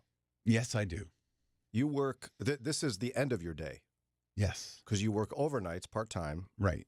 At a United Parcel Service. Yes, that's true. Also known as UPS. Mm-hmm. And you just had a milestone there. Yeah. In March, I celebrated my 20th year anniversary, and they just gave me the plaque last night. So you got a plaque? Yeah, it's a beautiful little item. And a pin. A pin? Yes, it's almost microscopic, but I can adhere it to a lapel if I were to wear a jacket very often. I always find that a fascinating gift because I've gotten that before too. It's like I'd never wear pins. Like I'd never think to myself, you know what I'm missing in this outfit? A pin. Yeah, but I had some in high school for a key club, but that's ever since I haven't. So any thoughts and reflections on 20 years? It's a hard job. I mean, you're throwing boxes. It is. Gently, of course, yeah. One of the things is a job is what you make of it.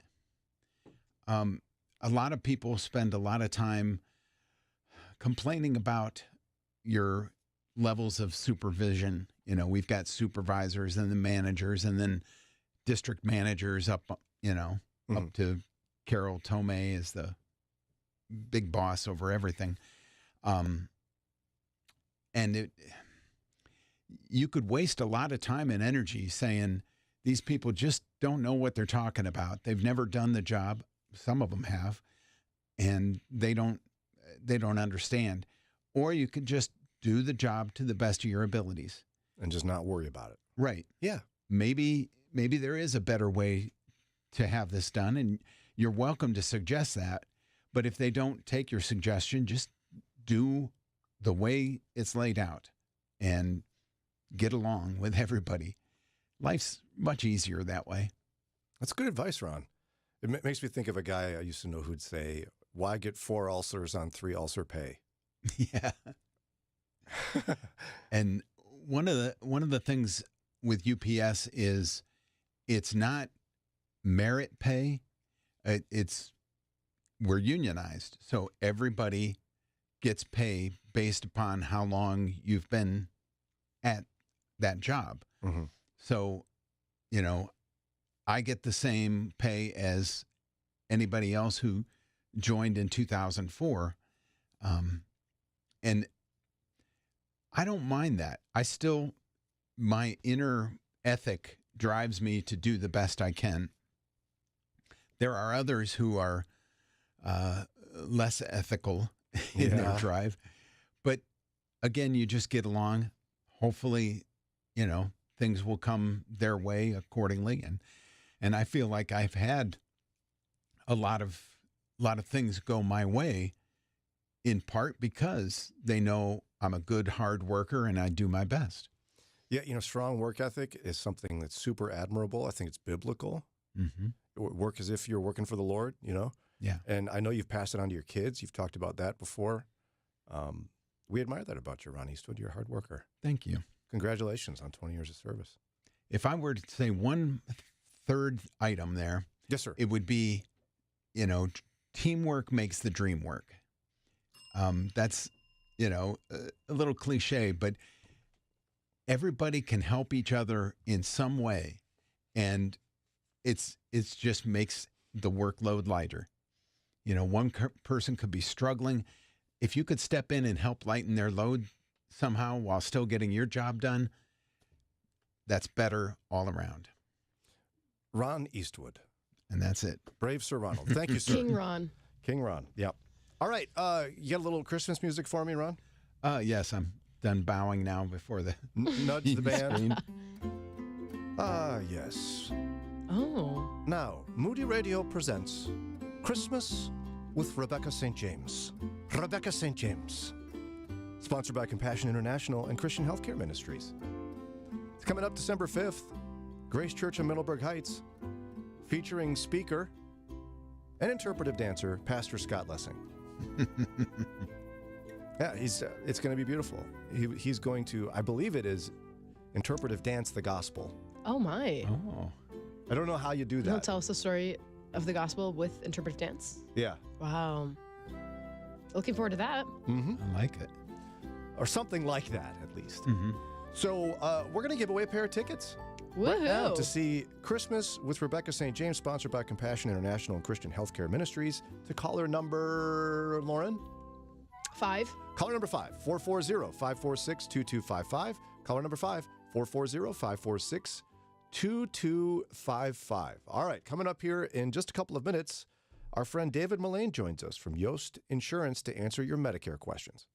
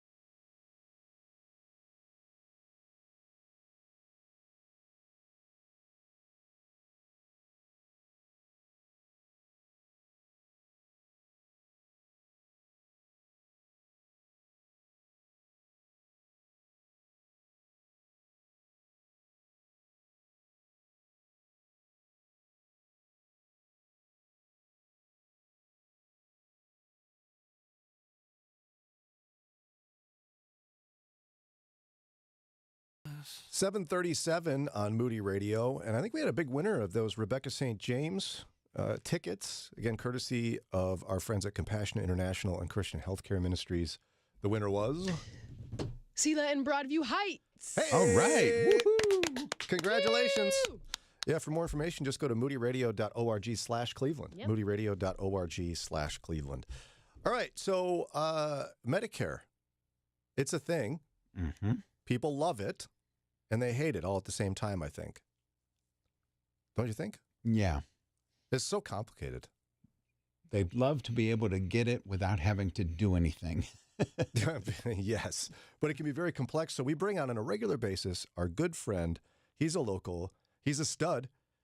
Dr. David Mullins, Vice President of Strategic Partnerships and Medicare at Yost Insurance Agency. Welcome back, David. Hey, good morning, everybody. How are you? Doing great. Hey, by the way, folks listening, if you have questions about Medicare, this is the time. David's ready to answer your questions.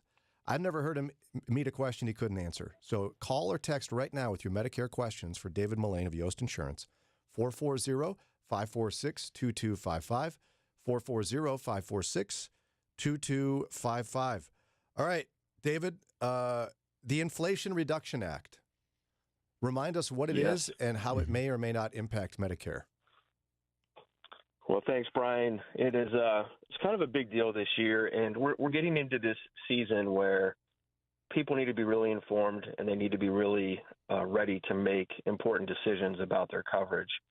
The fall brings along with pumpkin spice everything, comes the opportunity to review our plans that we have for the upcoming year, and this year might be more important than any year in recent history, mainly due to the fact that the government is implementing a huge portion of the Medicare changes by virtue of the Inflation Reduction Act this coming year in 2025. And it would be way too much for us to talk about this morning. I'm going to give you a few bullet points for listeners, and then really, as I always do, recommend that even if it's not me and our agency, that they go talk to a local live agent. This just is not the year to be calling an 800 number. So some of the things that are changing specifically are they're putting an out-of-pocket cap on Medicare beneficiaries' prescription coverage cost.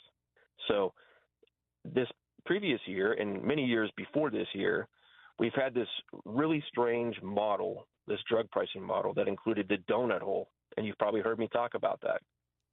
That is gone in 2025. Oh. So now we're going to have a $2,000 limit on out-of-pocket costs for medications. But with that comes a whole number of changes in how we as members, right, we as insureds, how we pay for our prescriptions leading up to that $2,000. So for some people that have previously had thousands of dollars in out-of-pocket expense, it might be really good for them. But there could also be some balancing where people who have previously had very little out-of-pocket costs may, depending on their plan, pay more than they have previously. Oh. Right. So super important to get in front of somebody and get an estimate on what your costs might be for 2025. Were there any other noteworthy things, or is this just meet with an agent to figure out what's going to be changing in Medicare? Yeah, really, really fair. So in addition to those changes, the things that we don't know as agents, right, because we get the information shortly before the general public does on some of these changes, especially at the carrier level, we will not know until October 1st what these changes, because most of the burden of the cost of these changes is beholden to the insurance carriers, with some of the cost being passed on to the consumers. And so we will not know until October 1st when we see the 2025 plans for the first time, what it does to premiums for those that are on these plans, what it means for their annual cost, like I said earlier, that 12-month estimate that we can provide, what it means for, if I'm a prescription insurance carrier and I'm providing you your drug coverage, am I going to change my preferred pharmacy network because of these changes? And so these are all things that we want to check at the individual level.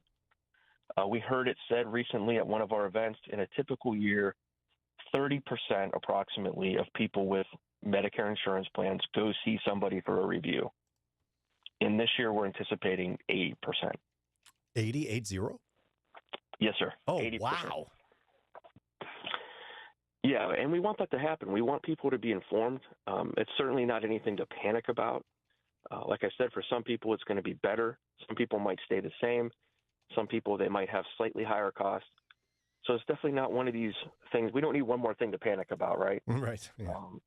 And this isn't something to panic about, but it is definitely something to be educated on as somebody who's on either a standalone drug plan or a Medicare Advantage plan with prescription coverage. Well, and again, if you have questions about Medicare, you can ask them right now to our friend David Mullins from Yost Insurance. Call or text 440-546-2255. Again, 440-546-2255. I think we're also approaching the annual enrollment period for Medicare. Can you tell us, like, when is that and what is it for those who don't know? Yeah, that's that time every year. It starts October 15th and it runs through December 7th. And during that time, if you have a Medicare Advantage plan with drug coverage, you can look at other Medicare Advantage plans that might be suitable for you for the coming year. Same thing if you have a Medicare supplement plan, and with that you have a standalone drug plan. Even if you have Medicare A and B and no additional coverage, this time of year you can enroll in those new plans that might complement your Medicare A and B for January 1st. It's a really important time of year, and what I want to tell everybody who's listening that's on Medicare, your insurance company will send you, probably in the next week or two, an annual notice of change. And it's basically going to highlight in 2 columns what your plan is now, right, what that plan covers now, and in the column to the right, what changes are going to take place to that plan in January. And that's something we can go over with you. That's something a local agent can go over with you. If you don't want to talk to a local agent, call your carrier and ask for clarification. But looking at that letter carefully can tell you, in some regard, whether or not you need to have a review. The one thing that letter is not going to tell you is what your prescriptions might cost in 2025. And that is where that local meeting, somebody can take your medications with you, enter them into Medicare.gov, and help you make sense of what your options are going to be for January. And kind of the last thing I'll say on this, Brian, is the whole reason for the annual enrollment period, again, October 15th through December 7th, the carriers can change their plan designs a little bit for the upcoming year. They can move a medication from one tier to the next. The whole purpose of this time of year is for you to have the ability to review, which you should, to make sure that you're on the plan that is most suitable for your needs when January 1st comes along. So consider it like shopping, right? That's all it is shopping, evaluating your options, and again, nothing to be panicked about. It's a great opportunity to maybe have more coverage than you think you're going to have and maybe lower your cost. All right, at 7:46, we're up against a quick break here. Our guest is our friend, Dr. David Mullins from Yost Insurance Agency, talking to us about Medicare. Do you have any questions about Medicare? I'm sure you do, especially with all these big changes coming. Any questions? Call or text right now with your Medicare questions. 440-546-2255. Again, 440-546-2255. We'll get to those questions here in just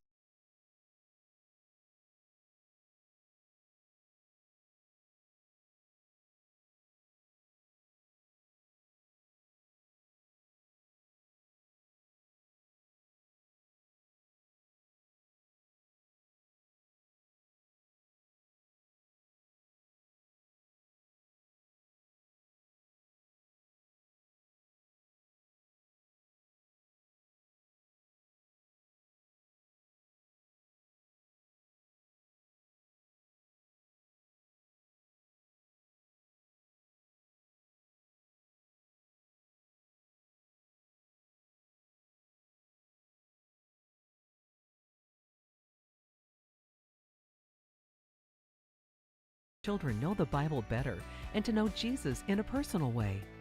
Today in the Word Family Studies. This month, we explore the Old Testament book of Ecclesiastes in our family study titled, God Gives Our Lives Meaning. They'll learn that it all comes from a relationship with God. To get your Today in the Word devotional and free go-along family study, go to todayintheword.com. Spend time in God's Word together.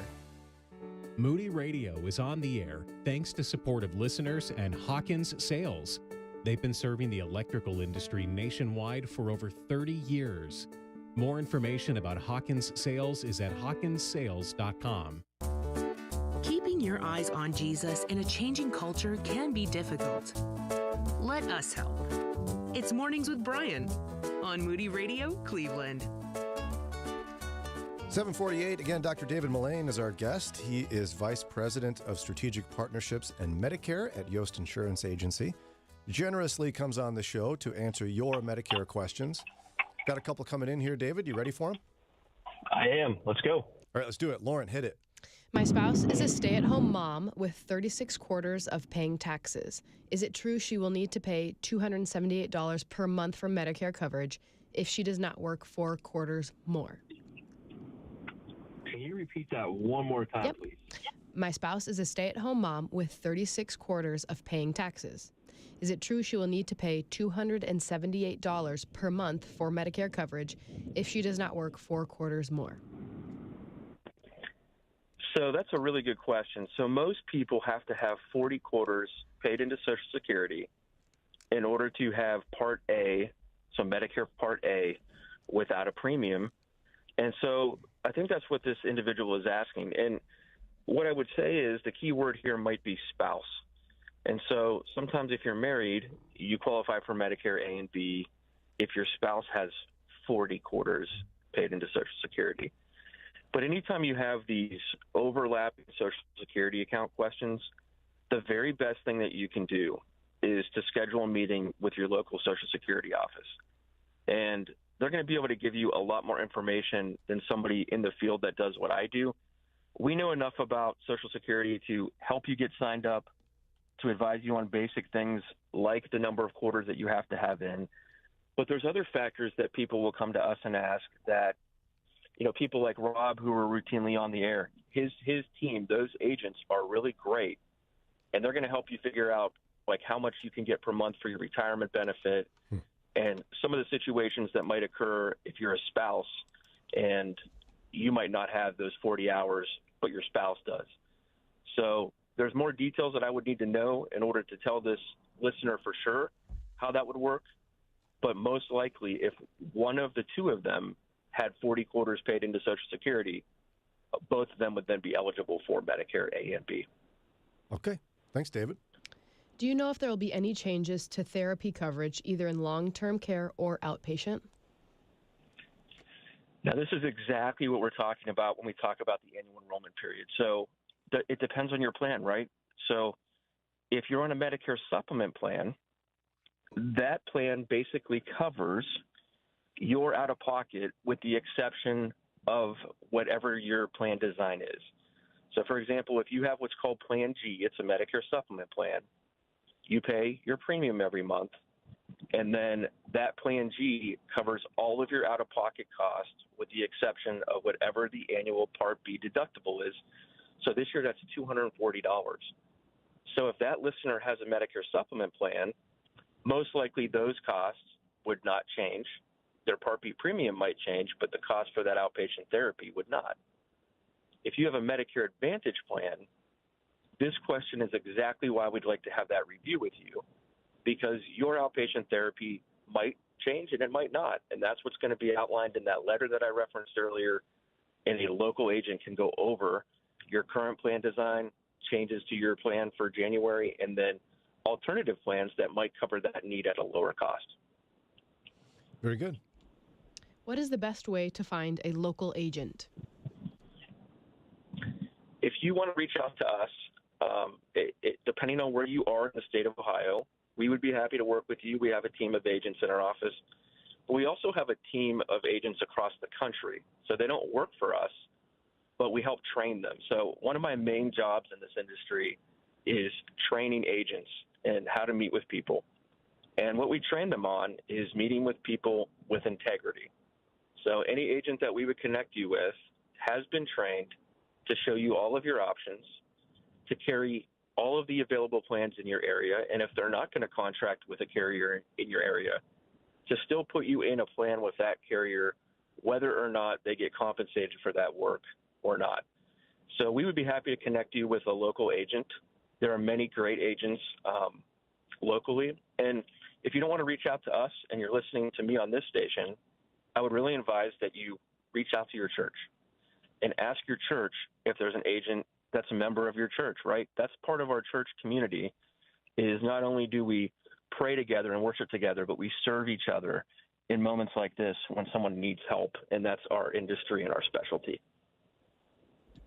Okay. If someone is retiring in June 2025, when do they enroll in Medicare so that they have coverage when they lose their medical through work?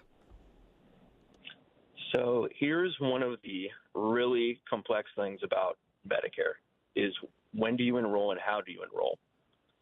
So if that person is retiring in June of 2025, but they're already getting their Social Security retirement benefits, we used to say checks back, your Social Security check.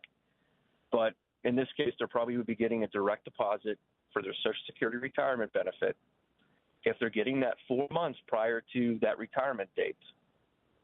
Oh, no, you know what? I might have said this wrong. I'm thinking of somebody turning 65. Did they say they're turning 65 or they're leaving employer coverage in June? They are retiring in 2025. Okay. So they didn't say their age. There's someone's retiring in June 2025.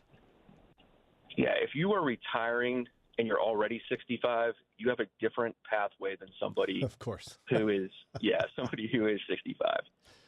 So let's go over these options real quick because I know we're up against your next break. But if you are retiring and you are 65 and you're already getting Social Security checks for 4 months, you will automatically be enrolled on the first day of your 65th birth month into Medicare Part A and Part B. You don't have to apply. Now, if you're beyond the age of 65, there are 2 forms from Social Security that you have to fill out. One is for your employer to verify that you've had their health coverage past 65, and another is your actual application for Medicare Part A and Part B. That's something that we can help you with, and that's also something that your local Social Security office can help you with. And I would start looking into that 3 months before your retirement date. So look into it 3 months prior to June 1st, you're saying? Yeah, that's generally what we recommend is get into that process 3 months. You can certainly meet with an agent 6, 7, 8 months before to find out what your coverage options will be at that point. But your actual application initiation, you want to do it within that 3-month window before your retirement, ideally. Okay. Yeah, see, I'm discovering each time you're on why we have people like you. Because, man, I was trying to I was pretty close to thinking you're going to say take the square root of pi. Yeah. And carry the 1, and that's when you start. That's right. But well, no. it's really important to remember that Medicare is for individuals, right? So with that comes a lot of variety because we're all so unique that over the years, the federal Medicare program has put things in place due to all these individual circumstances that we, the people, bring to the table. So it's not deliberately designed to be confusing. We're just all very unique, and the government has done a good job trying to meet our needs. That's a nice way to say that. Oh, what a nice guy. No wonder you have this job. It's so great. We have more questions? I have another question. Okay, let's do it. I'm retiring soon, so I'll have A and B. I'm going to go with supplemental plan for my employer, but I was told I could use COBRA for dental and, I assume they mean eye, for dental and eye. Is there a plan that I could just to get dental and eye as an additional supplement? Yeah, many of us carry standalone dental and vision plans, but, here's the honest guy in me. Those standalone dental and vision plans, you have to look carefully at the premium for the year and how much you're going to actually use the plan. So most dental coverage for the retiree population, your premium is going to probably be somewhere around a third, if not more, of the total benefit that you get for that coverage. And you kind of have to do the math and say, well, if I just get routine cleanings and care, do I need to carry this insurance policy, or am I better off talking to my dentist and finding out what they would actually charge me? Now, if you're going to have a lot of dental care, there's no question that carrying a policy is probably a good idea. But we want you to make that decision, like every other decision, with the right information And something that we talk about and we train our agents a lot about, we're dealing with the retired population. So whenever we look at your medical coverage, we want you to get the most ideal coverage for the lowest cost and the lowest out-of-pocket risk, because many of our clients are on a fixed income. And we're not just in this to provide insurance plans for people. We're in it to make sure that people are taken care of. So we don't want you paying premiums and skipping meals, or paying premiums that are high and not taking half of your medication. Those are things that we don't want to see. And so we have to have that servant mindset when we meet with these people. And even if you're not an insurance agent, I sure hope that you have the mindset of taking care of our older population. Very good. Again, Dr. David Mullins is Vice President of Strategic Partnerships and Medicare at Yost Insurance Agency. Also, I know you go to Old North, so give Dr. Gatsky a really hard time. And then, what's the other guy? Dan Osborne. Hassle that guy like crazy, okay, for us. I would never let you down in that area, Brian. I promise you that. Thank you very much. And if you have any more Medicare questions, he'll be back with us next month. In the meantime, if you want to connect with Yost Insurance, the best way to do it is come to us. Just send us a quick text, and Lauren will send you off a note. And she did it already today, sending people a link to the website. So, David Mullins, thank you so much for your time and expertise today. We're grateful. My pleasure. God bless. Yeah, you too. It's just about 8 o'clock. A couple of quick notes, though, before we get to Ron's news. Okay. We have another expert on tomorrow. Yes. Two experts on tomorrow. Wow. Twice the impact. Oh, right. I was like, two? I don't know. Dave Safransky from 8 to 9 will answer your financial questions. But from 7 to 8, the Dr. Mark Caleb Smith, political science professor from Cedarville University, will be in studio from 7 to 8 for an hour answering your questions, political related, from a faith perspective. I was going to ask, how did he get time off from classes? But then I thought, he's the dean. He can do anything. He can do whatever he wants. Yeah. I was thinking that this morning, actually. I was like, oh, I hope he can still come. Yeah, he's like chair of something. Will he bring his chair? Bring his chair. An endowed throne, chair. It sounds like, yeah. So you can text in questions anytime, really, between now and then, and we'll set those aside. But be thinking about the political questions you want to ask a political scientist from a faith perspective, or just in general, and he'd be happy to answer those for you. I know it. And he doesn't mind spicy. No, he doesn't. I think he enjoys it, actually. He's not spicy himself, so. No, he's not. In fact, I'd be surprised if he even uses salt or pepper. That's rude. Me? So you can text those in anytime. Again, tomorrow, 7 to 8 is when he's on, 440-546-2255. And also, as we were talking about Medicare and planning in life, we do have a free estate planning seminar coming up. Very good. We know you're going to live a long and fruitful life, but you We still talked about that this morning. What? That we're all going to live long. Oh, yeah, especially those boomers. Man, Ron, you got your whole life in front of you. I do. I'm just a young adult, but old, whatever. You got to plan. Yes. Okay? Plan. So you don't want to have your family destroyed after you pass on to glory by your estate not being cared for properly. So we have a free estate planning seminar coming September 16th in North Canton. September 16th in North Canton. I believe it's at the Embassy Suites, but we'll get you more information on that. And there's cookies. So that's what counts. Yeah, so you'll get cookies, you'll get care free for help. your kids, but there's cookies. And there'll be a local attorney that specializes in estate planning, plus representatives from Moody Bible Institute to help out as well. For more information, text seminar to 440-546-2255. Text seminar to 440-546-2255. All right, coming up in just a couple of minutes here, how do we really seek out Christian unity? Is conformity in any sense among us what's necessary? Relevant Magazine wanted to know, and we'll chat about it together in just a few.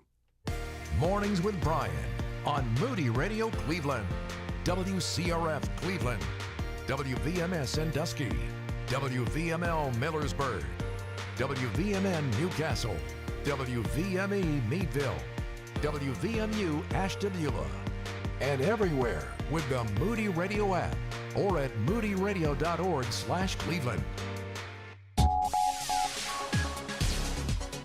Hurricane Francine is gaining strength as it eyes the Louisiana coast.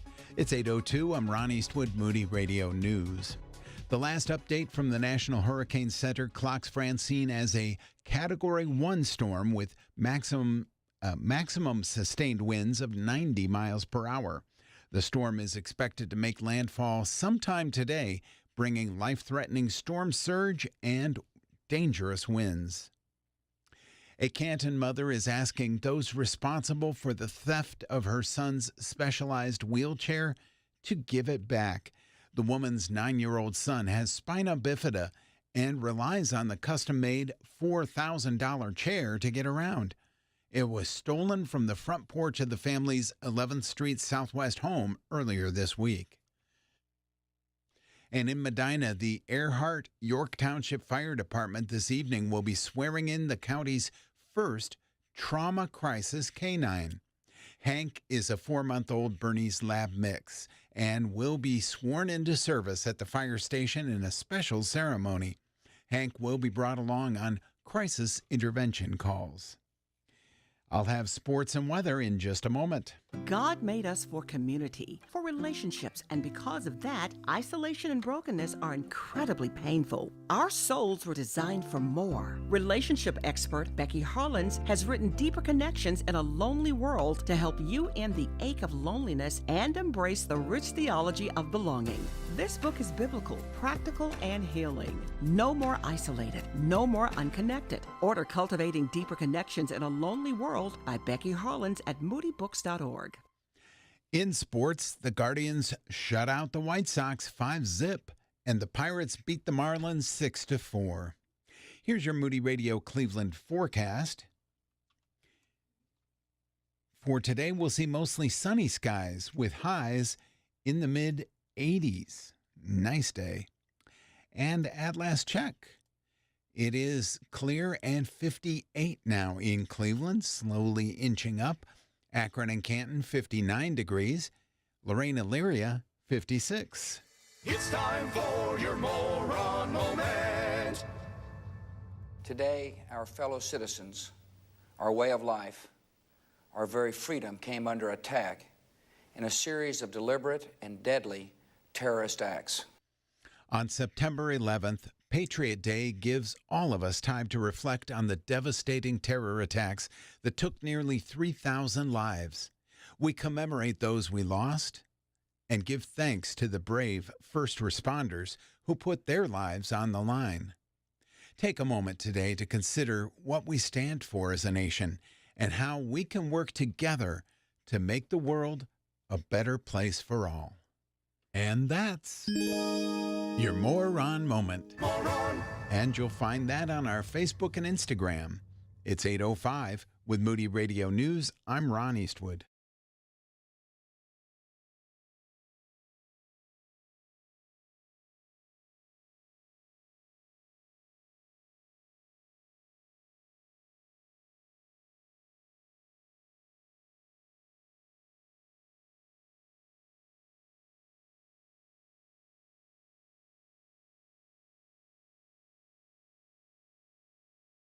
At this time, we have our good friend Dr. Michael Rydelnik with us, Mm-hmm. but he's out today. So we're still going to carry on. We've got lots to discuss. Before we get there, I'm so glad, Ron, that you brought up 9/11. Yes. For those of us who are old enough to remember, which is wild to think about, but yeah, there was a time when if you didn't pause everything you did on a morning radio show or morning television program and dedicate the entire thing to 9/11, you would be offensive. Yes, unpatriotic. I think even when we started this almost 10 years ago, there was still an expectation that we dedicate a significant amount of time to 9/11. Mm-hmm. And I don't know when this happens or why it happens, but I think those days are behind us. That's probably true. Maybe in a couple years, the 25th anniversary, there'll be a big, more of a remembrance of it. It's funny, when it first happened, I would see a lot of people's email signatures with some reference to never forget. Yeah. And I thought, we will. And in a lot of ways we have. The people who lived through it haven't forgotten it, but the people who were 10 and under, probably it didn't mean much to them at the time, and so it doesn't necessarily mean much now. Yeah, I mean, our very own Daria, who's not in today, she's back tomorrow. She was born in 1997. Yeah. So she really will have not much memory at all. No, probably not. I remember I was in my like 5th year of college. Yeah, leave me alone. It took a long time, and I wasn't training to be a doctor. That's the other funny part about it. I bought my first vacuum in fall of 2001 because my little efficiency apartment, I discovered there was these bugs that came to life. Oh. Right around the start of school that could fit through the little squares in the screen. Oh, no.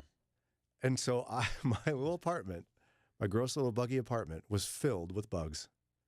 So I had to go buy a vacuum to suck up the bugs. Yeah. It was terrible. But it worked. And it was literally like, it was an efficiency. So there was a bedroom / living room. And then there was a kitchen right attached, like there, and a bathroom right there. And I remember I was getting ready for class that morning and I must have had an earlier class because the first plane hit, let's see, American flight headed to 9 something?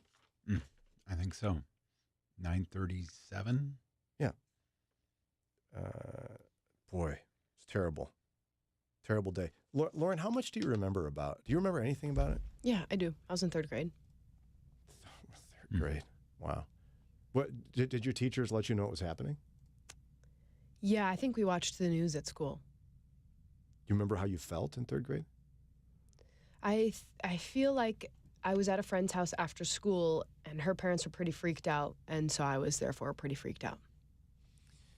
Yeah, but I'm thinking even in 3rd grade, though, even at school, it might not, the gravity of what was happening may not process. I remember watching President Bush on the TVs at school, and then I remember being at my friend's house after school. It's actually a little surprising. There were lots of elementary schools that didn't let students know. They were concerned about the responses. It was a wild day for me. I didn't know what to do, so I went to class. Right. And we sat around as a group, and the professor, thankfully, didn't try to teach. We chatted about, I remember another professor came running in the room screaming. Wow. Which was not a great idea for someone who's supposed to be an adult. Right. Talking about, I think it was when the Pentagon plane, you gave me this whole thing. Yeah. Shanksville, the plane went down at 10:10. So I think it was right after the plane in Shanksville went down. She came in and freaked out.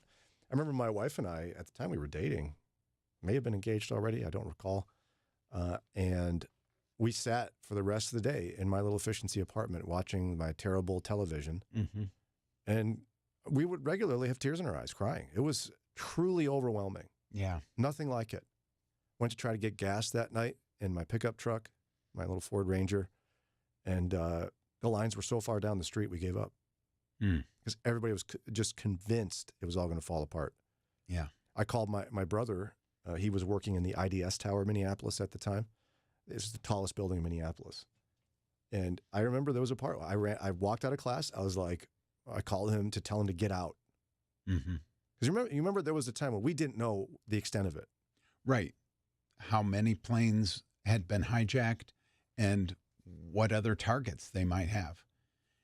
It was mind-boggling to think that we're reporting on the first tower, and as all the camera crews and stuff are set up and everything by now, you hear the screeching of a jet. And you're like, "What's that?" And they turn the camera, and you get live footage of a jet crashing into the second tower. We watched it happen. Yeah, and fortunately, the executives of the news companies made the joint decision to stop showing people jumping out of the higher floors of the building, because people were saying the flames are so hot, I'm going to die anyway. I would rather die like this, and they would jump out of the building. Yeah, and again, when you describe that to people, it's as distant for younger folks as Pearl Harbor would be for me. Yeah. I mean, for the people at the time, it was the worst thing that's ever happened. Right.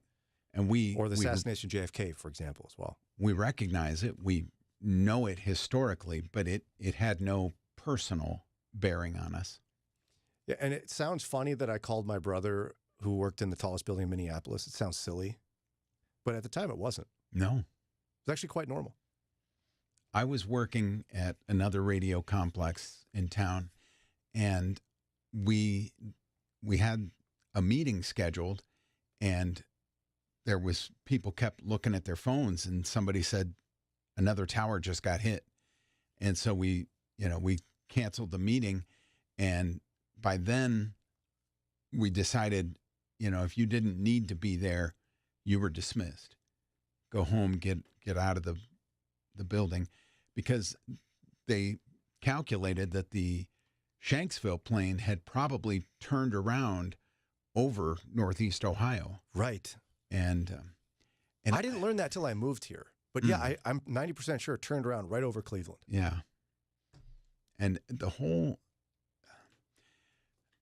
thing of the Flight 93 people and Todd Beamer with the Let's Roll, all those conversations that they were able to have because there was phones on those planes or that plane, and you could piece together the story that they decided these people are not what was your typical hijacker who wanted to be dropped off in Cuba, given $1 million or whatever. These were people who were dead set on committing suicide and taking you and as many people with them as they could. So they thought there's no need to sit back and relax. We have to try to take back the plane. It didn't work the way they wanted it to, but fortunately, no other people died as a result of that hijacking. And because most experts believe that plane was headed for the White House. Yeah. I had a chance with Sarah a couple of years ago. We went to New York City and we dedicated at least half a day to the 9/11 Memorial and Museum. Mm-hmm. And it really, it's expensive to go to New York. Yeah. But it's worth it. For those of us who lived through it, I'd highly recommend going. I mean, even just the memorial with the outline of the towers and the waterfalls and the names, incredible. And then the museum itself does such a good job telling the story, and then seeing some of the artifacts that are still there. Mm-hmm. It's heavy. It's a lot. Yeah. They did a beautiful job remembering and honoring those that lost their lives and the whole craziness of that time. Mm-hmm. Boy, yeah. And we had someone texting us. Lana texted to say, our friends were air traffic controllers in Oberlin, and they heard the hijackers in the cockpit. Oh, my goodness. Because you would if they didn't know how to mute their headsets. Yeah. Mm-hmm. Have you been to Shanksville? No, I haven't. How far away is that from here? I could look it up. I've never done it. It's not that far, is it? No, it's not. It's beyond our listening range, but, a quarter of the way across Pennsylvania, maybe. Yeah. I don't think it's quite half. And so many people at the time were talking about the tragedy of it, but really I think in hindsight, we also learned the beauty of God's grace in the midst of it. Mm-hmm. When you hear all the stories of his divine intervention and how the tower itself, both towers, were not nearly as busy as they ought to have been that day. Right. How many people were able to escape. Mm-hmm. I mean, really, God's hand of mercy was on that whole situation in the midst of all the tragedy. It's powerful stuff. And even though we're in a stage in life now where really not much time is set aside to remember 9/11, mm-hmm. I know it's important to you, Ron. You stopped by my office this morning to just give me a timeline, and I'm grateful for that. And you've been covering it all morning because it is something that really we ought to not forget. None of us will who lived through it. Right. Just like Pearl Harbor for the generations before us. Mm-hmm. It is 8:17 on Mornings with Brian. Time for a break.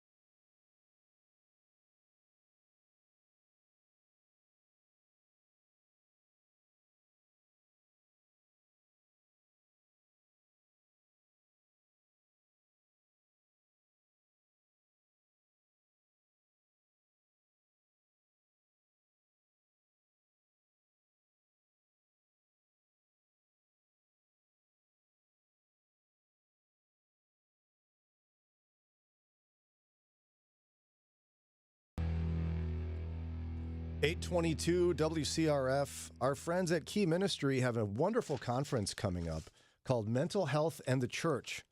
This is a topic of passion for us. We have Dr. Steve Gersovich, who leads Key Ministry, on regularly to talk about mental health issues. And they're putting together a nationwide conference that's happening at Bay Presbyterian Church on September 26th and 27th. I have the honor of emceeing and leading some panel discussions. Kay Warren from Saddleback will be there, among other national experts when it comes to mental health and the church. I'm telling you, you got to go to this thing. Whether you're a parishioner who cares about this issue or someone who struggles with mental health issues and wants to know what that looks like to have that interact with faith and church community, or if you're a church or ministry that wants to do a better job honoring those people with mental health issues, reaching out to them, giving them support, this is a conference for you. For more information, text the word KEY to 440-546-2255. Text KEY to 440-546-2255. So it's one of my favorite little passages of Scripture. As Jesus is betrayed by Judas and he's in the Garden of Gethsemane hours before he's arrested. It's a sleepless night. He's stressed out. And we get a transcript of his prayer, which is pretty powerful if you think about it. We get to know what was on the heart of our Lord Jesus right before he died on our behalf. And one of the things that it should bounce out at us is John 17, beginning at verse 20. It says, Jesus said, I'm praying not only for these disciples, but also for all those who will ever believe in me through their message, like us. He specifically, in his mind, was praying for us. He said, I pray that they will all be one, just as you and I are one. As you are in me, Father, and I am in you, and may they be in us, so that the world will believe you sent me. Like, Lord, let them be united. Have them experience unity so they'll believe in me. It's pretty powerful. Yeah. And I think conceptually we all agree with that. And Relevant Magazine had this article where they're like, yeah, I think people really do believe it. I think if you asked a room full of Christians, do you agree with Jesus that we should all be one in the church? Yes, amen, pastor. Everybody would agree with that. But what they claim, I don't know what you think of this, that really what that means to most Christians is we talk about reconciling our differences, but what that really means is we want others to conform to and adopt our beliefs. And if they would just do that, then we'd be united finally. Right. Yeah. I think all of us feel that way. I think that's true. We can't think like that. Yeah, because it's not dying to yourself. And yet it's a universal experience. It's one of those that's just dumbfounding, right? It's like, even though I know that I shouldn't do that, and I should look at my own faults first, it's easy for me to look at another group of Christians and go, if you guys would just knock that off, we can all be united. Yeah. I mean, there are some things others should knock off, but I've got plenty of things that I've got to deal with on my own. And really, the writer of this article for Relevant Magazine thinks that the key to Christian unity is ultimately honest self-reflection. And the idea that we've got to embrace that there is actually real diversity in the church. Yeah. And that's okay, as long as it's not contradicting any really core tenets of the Christian faith.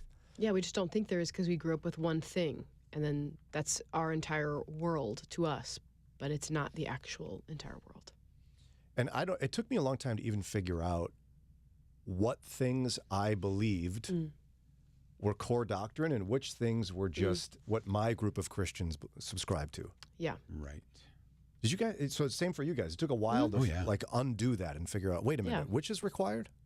Right. Today the buzzword is deconstruction, but everybody's gone through that. At some point, you transfer from the faith of your mom and dad and the church you grew up in to what's your faith.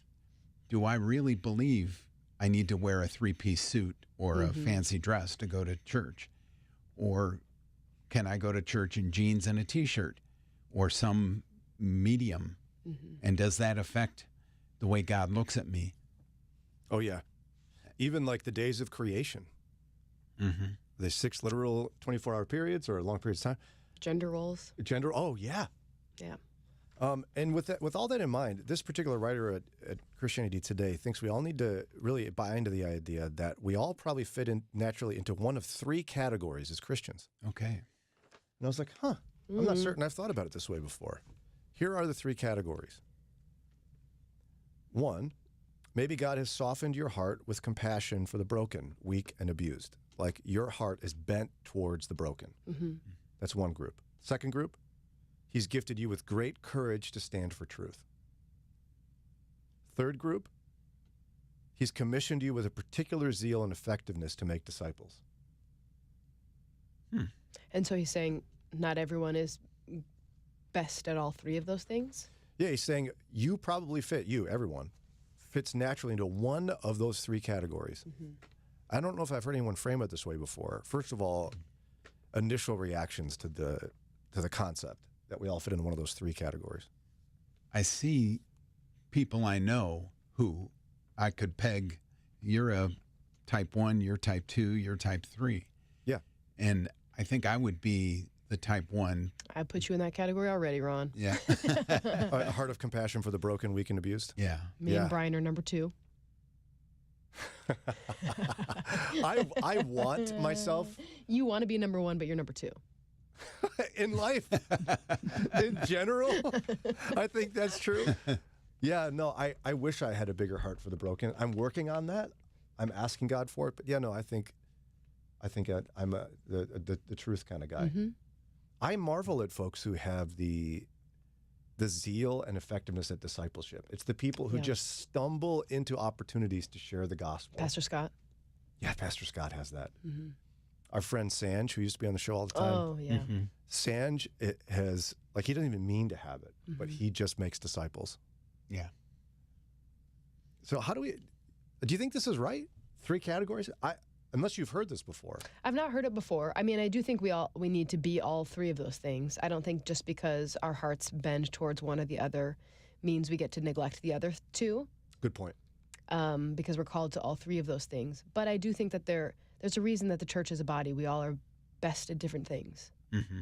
Yeah, and it seems to me this person's saying, listen, if we really want Christian unity, we got to buy into things like this and be able to go, that person is so effective, like Ron is so effective at caring for the broken. It's okay that he may not be as bombastic about the truth as Brian is. Okay. In fact, it's good because there's balance then. Yeah, we're not all eyes, not all ears. We are the body as a whole. Yeah, we don't need to create unity artificially by making everybody into an archetype of what it looks like to be a perfect Christian. Mm-hmm. Some people may be more effective in some areas. I just thought this was kind of a helpful breakdown of category I hadn't heard before. Mm-hmm. And I think he's kind of right. It's not spiritual gifts per se. It's just more of what's your Christian disposition? Yeah, and I think we've talked about people that bend more towards grace than truth, or people that bend more towards truth than grace, and we have to work towards the others. And acknowledge we need to do that. Yeah, we don't just get to take a pass just because we're best at one. Although I wish I could. I know, wouldn't it be nice? And I wish I could be number 1, but I always finish last. Growing up, my brother beat me at every video game we ever had. I just couldn't win. Classic. Couldn't win. Yeah, I'm not good at anything like that. My soccer teams never won the championship. Mm-hmm. 2nd or 3rd place usually. Mm-hmm. Thanks a lot for reminding me, Lauren. You brought the article, so. By the way, 2nd place is first loser, and the last shall be first. So I got that going for me. That was a lot of words. It's 8:31 coming up here in just a minute. We're going to introduce you to a brand new friend. Lead pastor of the Corners Chapel, Pastor Chase Jones, joins us in just a few.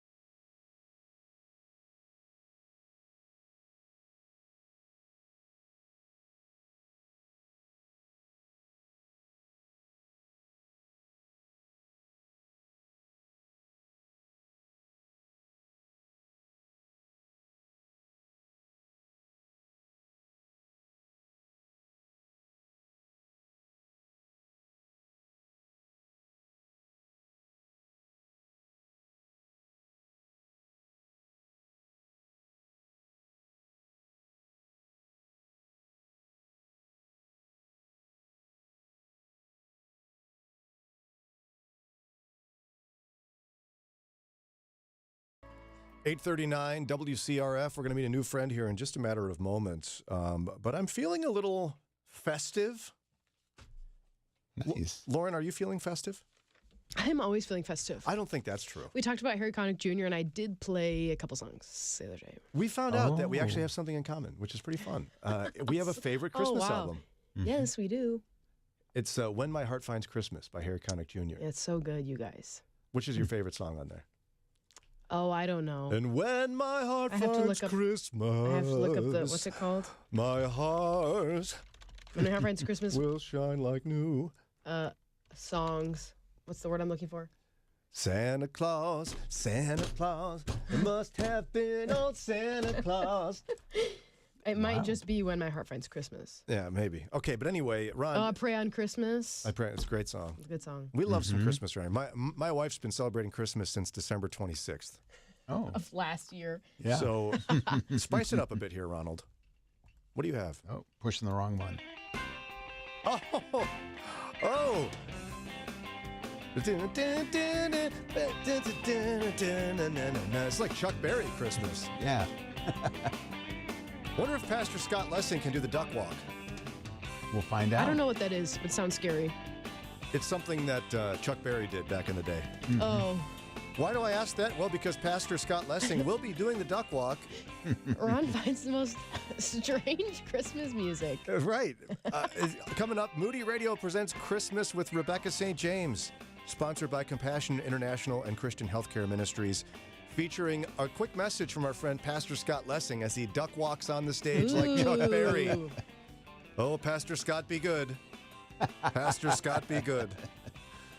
I get it. You don't get it, Lauren? No, I don't. You're too young. It's fine. Yeah, it's fine. The big show, December 5th, Grace Church, Middleburg Heights. More information, go to moodyradio.org/Cleveland. For now, you could call and win a pair of tickets. Caller number? Lauren? 2. Caller number 2 right now, 440-546-2255. 440-546-2255. Roll over, Beethoven, and grab that phone and give us a call, and you could be, if you're caller number 2, the proud winner of a pair of tickets to see Christmas with Rebecca St. James, sponsored by Compassion International and Christian Healthcare Ministries. 440-546-2255. 440-546-2255. We're going to take a quick break, and when we come back, our good friend, lead pastor of the Corners Chapel, Pastor Chase Jones, joins us in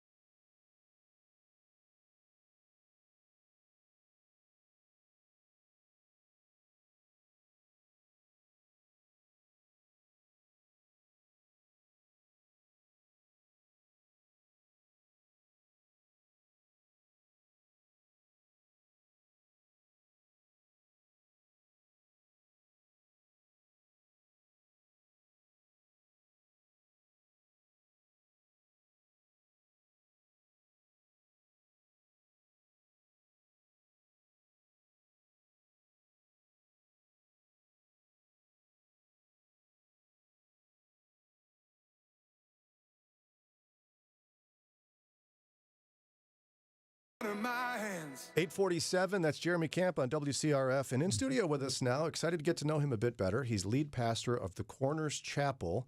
Pastor Chase Jones, welcome to the studio. Hey, thanks for having me. So the Corners Chapel is located where? We meet at the Nordonia High School in Macedonia. Oh, our friend Jamie Buxton's kids go there, I Yeah, think. they're Nordonia Knights. There it is, yeah. So, and it's my understanding you decided to plant a church, which already takes a significant amount of courage, maybe a little bit of insanity. Yeah. Absolutely. And you did this during COVID. Yes, that was not part of the game plan initially. Okay, it wasn't. But what was did you launch before everything shut down? Well, actually, we were supposed to launch 2 weeks before everything shut down. So March 29th or 2 weeks after everything shut down was our target date. And so we were 2 weeks away. And I remember sitting in a meeting with all of our core team members and just thinking, this might not go as we planned. I mean, because you planned for months or years, right, yes, to launch a church? Yeah. How long had you been planning? So we started planning in about 2018. So we planted out of the chapel in Akron. And so I was part of a church planning residency there for about a year and a half, and then began to gather a core team and set a launch date, and everything was going. I used to say we had the most textbook pre-launch of any church plant. And then right before it all started, it all kind of, the plans changed. But you had to have had a moment. I mean, I'm a big baby, but I would have been devastated at first. Yeah, there was that brought me a lot closer to the Lord. There were a lot of serious prayer moments on my knees, just praying, Lord, is this something that you still want to even happen? But thankfully, He brought a great team around us who was just supportive and kept me going. So what were your next steps then? Was it delay? Was it meet virtually? Like, how did you work that out? Yeah, so we continued to pray and continued to look for a place that would open up and that would let us have meetings. But our core team got together and we said, hey, if we cannot find a place by the end of August, the last Sunday in August, then we're just going to launch, and we're going to launch online. And so for about 9 or 10 months, from August of 2020 until Easter of 2021, we just met online. And when we came together for that Easter service, the Lord had grown the church, and there were more people that were there after than were there before we had to change plans. So now, how did you even determine, was it like at your house that you were leading the online services? So thankfully, while we were planting out of the chapel in Akron, we were able to live stream from the gymnasium there. Oh, cool. That's great. Yeah, so it was a fun time that I hope we never have to repeat. Well, yeah, because there is something about, I'm assuming that if you were doing it from the gymnasium, right, it was more of a one-way thing where you were doing a service. Yes. And you're just prayerful that people were actually watching it. Absolutely. As opposed to like some sort of small group on Teams or something. Absolutely. I'll never forget our launch day service. I think it was August 30th of 2020.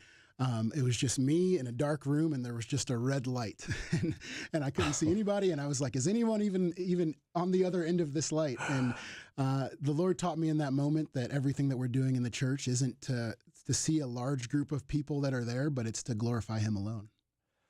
Yeah, I remember we did a men's conference with something very similar, where my friend Lauren, I was like basically talking to her for a men's conference. Yeah. That we had just had 1,000 people at the year before. It's crazy. Yeah. We had sold out the year before, and then all of a sudden it's just me and you. Yeah, and there's part of you just kind of goes, well, I hope someone's there. Yeah. Exactly. But you're right. I have a good friend who's a counselor who says, pain is God's invitation to grow. Yeah. And I'd imagine that was a formative experience for you as a pastor. Oh, absolutely. Yeah. With that being the foundation of the church and the inception, that reminder that this is just for the Lord has kept with us and kept with our team throughout this whole time. So talk to me then about when you could finally meet as a physical group. Yeah, so that was an incredible experience. So that was Easter of 2021, and it was the first time that we were all back together and in person and having a service together, and that was a service that I'll never forget. We were meeting at the time in a YMCA, and so it was a YMCA that was more like a daycare center. And so we had a space there, and so we were meeting there every Sunday morning, and we moved to the high school about a year and a half later. Now, for folks who aren't familiar, I think one of the more difficult endeavors for anyone to do in ministry is plant a church. Could you explain to that person, why is it such a challenge to plant a church? I think one of the biggest is the uncertainty. You're gathering a group that hasn't been there before. There's a lot of generational history at more established churches. Even if a church is only 10 or 15 years old, people have been there for a long time, and maybe their kids have started to grow up there. But when it's something completely new, there's no history, and so there's a lack of trust as well for people who are not part of that church. And so you're building trust, you're building relationships with people that you've never met before. And so when I was in seminary, I did not have a desire to plant a church at all. I wondered about that. You did. Not only did I not have the desire, but I think if someone would have given a proposal for it, I would have said absolutely not. Really? Yeah. What changed you on that? Like, how did you get to the point? Because that's such a big risk, in a sense, to even plant a church. Absolutely. I think that the two things that really started to shift my thinking were, one, I took a church planting class when I was in seminary. And again, I didn't have a desire to plant a church. I took the class simply because I needed credits. Oh, yeah. It was an elective. And so I said, okay, well, let me take this class because it fits my schedule. But after hearing the stories of people's lives that were changed, whether they planted a church, whether they were part of a church plant, I left that class thinking, okay, maybe this is something that our family might be called to. And so I talked to my wife, and I was thinking she was going to say, no, absolutely not. Right. This isn't something we're going to do. But when she started to think, maybe this is something that we can do. Maybe this is something the Lord is calling us to. I started to think, okay, maybe this is from the Lord. Wow. Yeah, I've been there too, where you have a big change and you're just hoping, Lord, have my wife say no way. Exactly. Yeah. When I left all of my family in Minnesota to go move to Chicago to change careers, and the day I kind of realized the Lord was probably calling me to do that, I looked at my wife and I said, I think we're going to be called to Chicago. Yeah. And she goes, if we weren't Christians, you'd be going by yourself. Oh, wow. Yeah. Because she knew it. She didn't want it either. Exactly. Was that part of it for you as well? Or did you truly develop a hunger for church planting as part of that? I think it was both. I think that hunger increased, and that feeling like this was a calling from the Lord increased the more conversations that I had with her. And when she was speaking and saying, hey, this is something that I think we can do, that affirmation intensified the calling. And when it comes to church planting, I think one has to even reframe how you measure success. Yes. When you're in a big church, it can be, well, what was the attendance today? Yep. It's steady. What's the offering? How do you measure success in a church plant? Yeah, and that's something that's even shifted over the 4 years as we this coming Sunday, our church is going to celebrate our 4th birthday. Technically, it was a couple weeks ago. Yeah, so we're excited to celebrate that. But as we've grown, even in just these 4 years and all these different seasons of the church, measuring success has been something that's been different. Because when you first start, it's I hope we have somebody that shows up today, other than my mom and my siblings. Right. I hope that there's somebody that's there. But as we've grown, we want to see people that are growing closer to the Lord. Our mission is we want to see lives that are transformed by the Word of God. And so it's not just about the numbers that are coming, but what does life transformation actually look like? Yeah, and see, that's the beauty of it to me, is that it's almost as if we need to rediscover from church plants what success really is. Because it really isn't, numbers, people in seats. Absolutely. What success comes from is growth and spiritual maturity. Absolutely, and that's something that only God can do. When I was in that class in seminary at the end, and we began to pray about what was next, my prayer was that the Lord would open the door where He wanted us to go so wide that we know it's from Him, and that He would shut all the other doors. And what's remarkable is the class that I took at the end of the year project was to do a hypothetical church plant anywhere in the world. And I chose Macedonia only because that's the area that I'm from and was very familiar with, and grew up just outside of it. And so when the chapel called and said, hey, we're looking for church planters, I said, hey, do you have anywhere that you're thinking about planting? And the first place they said, without knowing anything about the project, was Macedonia. Get out of here. Right, yeah. And so... Whoa, only God could do that. Exactly. And so that affirmation that He was in it from the beginning is what keeps us going every step of the way. That's a huge God moment. I mean, the last place not the last place, but the chapel in Akron, you'd go, oh, yeah, somewhere around Akron, maybe. Not Macedonia. Yep. Wild how the Lord intervenes in our lives in that way. Absolutely. Now, you're about to launch into a series on discipleship. Yes. I love that. Mm-hmm. I think oftentimes we confuse evangelism and discipleship. Right. The Lord didn't say go and proclaim the gospel. He said go and make disciples. Exactly. And so, what's going to be kind of where's the Lord guiding you to take this particular series? Yeah, well, again, as we think about our mission of seeing lives that are transformed by the Word, we're all about the Bible, and we're all about expositional preaching, diving into the difficult parts of Scripture. But if we do that just to get facts about the Bible, then that doesn't mean anything, right? We want to know the Word so that we know the author of the Word, and so that He's the one who transforms our lives. And so, I think taking a pause in our church and focusing, okay, what does it look like to see our lives transformed, to be a committed follower of Jesus? What does that actually look like, and what is a process that we as a church can use to get there? That's kind of what our fall series is going to be about. Preach, Pastor. That's in lockstep with our passions here on the show, is that oftentimes I think we've kind of fallen into the trap in the church of knowing more, but changing little. Exactly.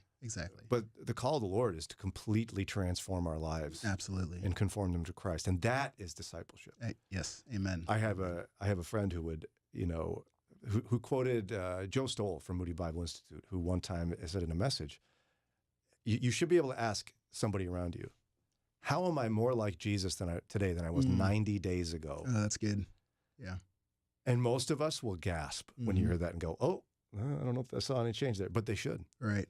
Yeah. So I have a friend who visited your church and they loved the experience, and I think they had a sense that we'd become quick friends. Oh, that's awesome. And that we'd be kindred spirits in the gospel with the show. There we go. So again, Pastor Chase Jones is the lead pastor of the Corners Chapel.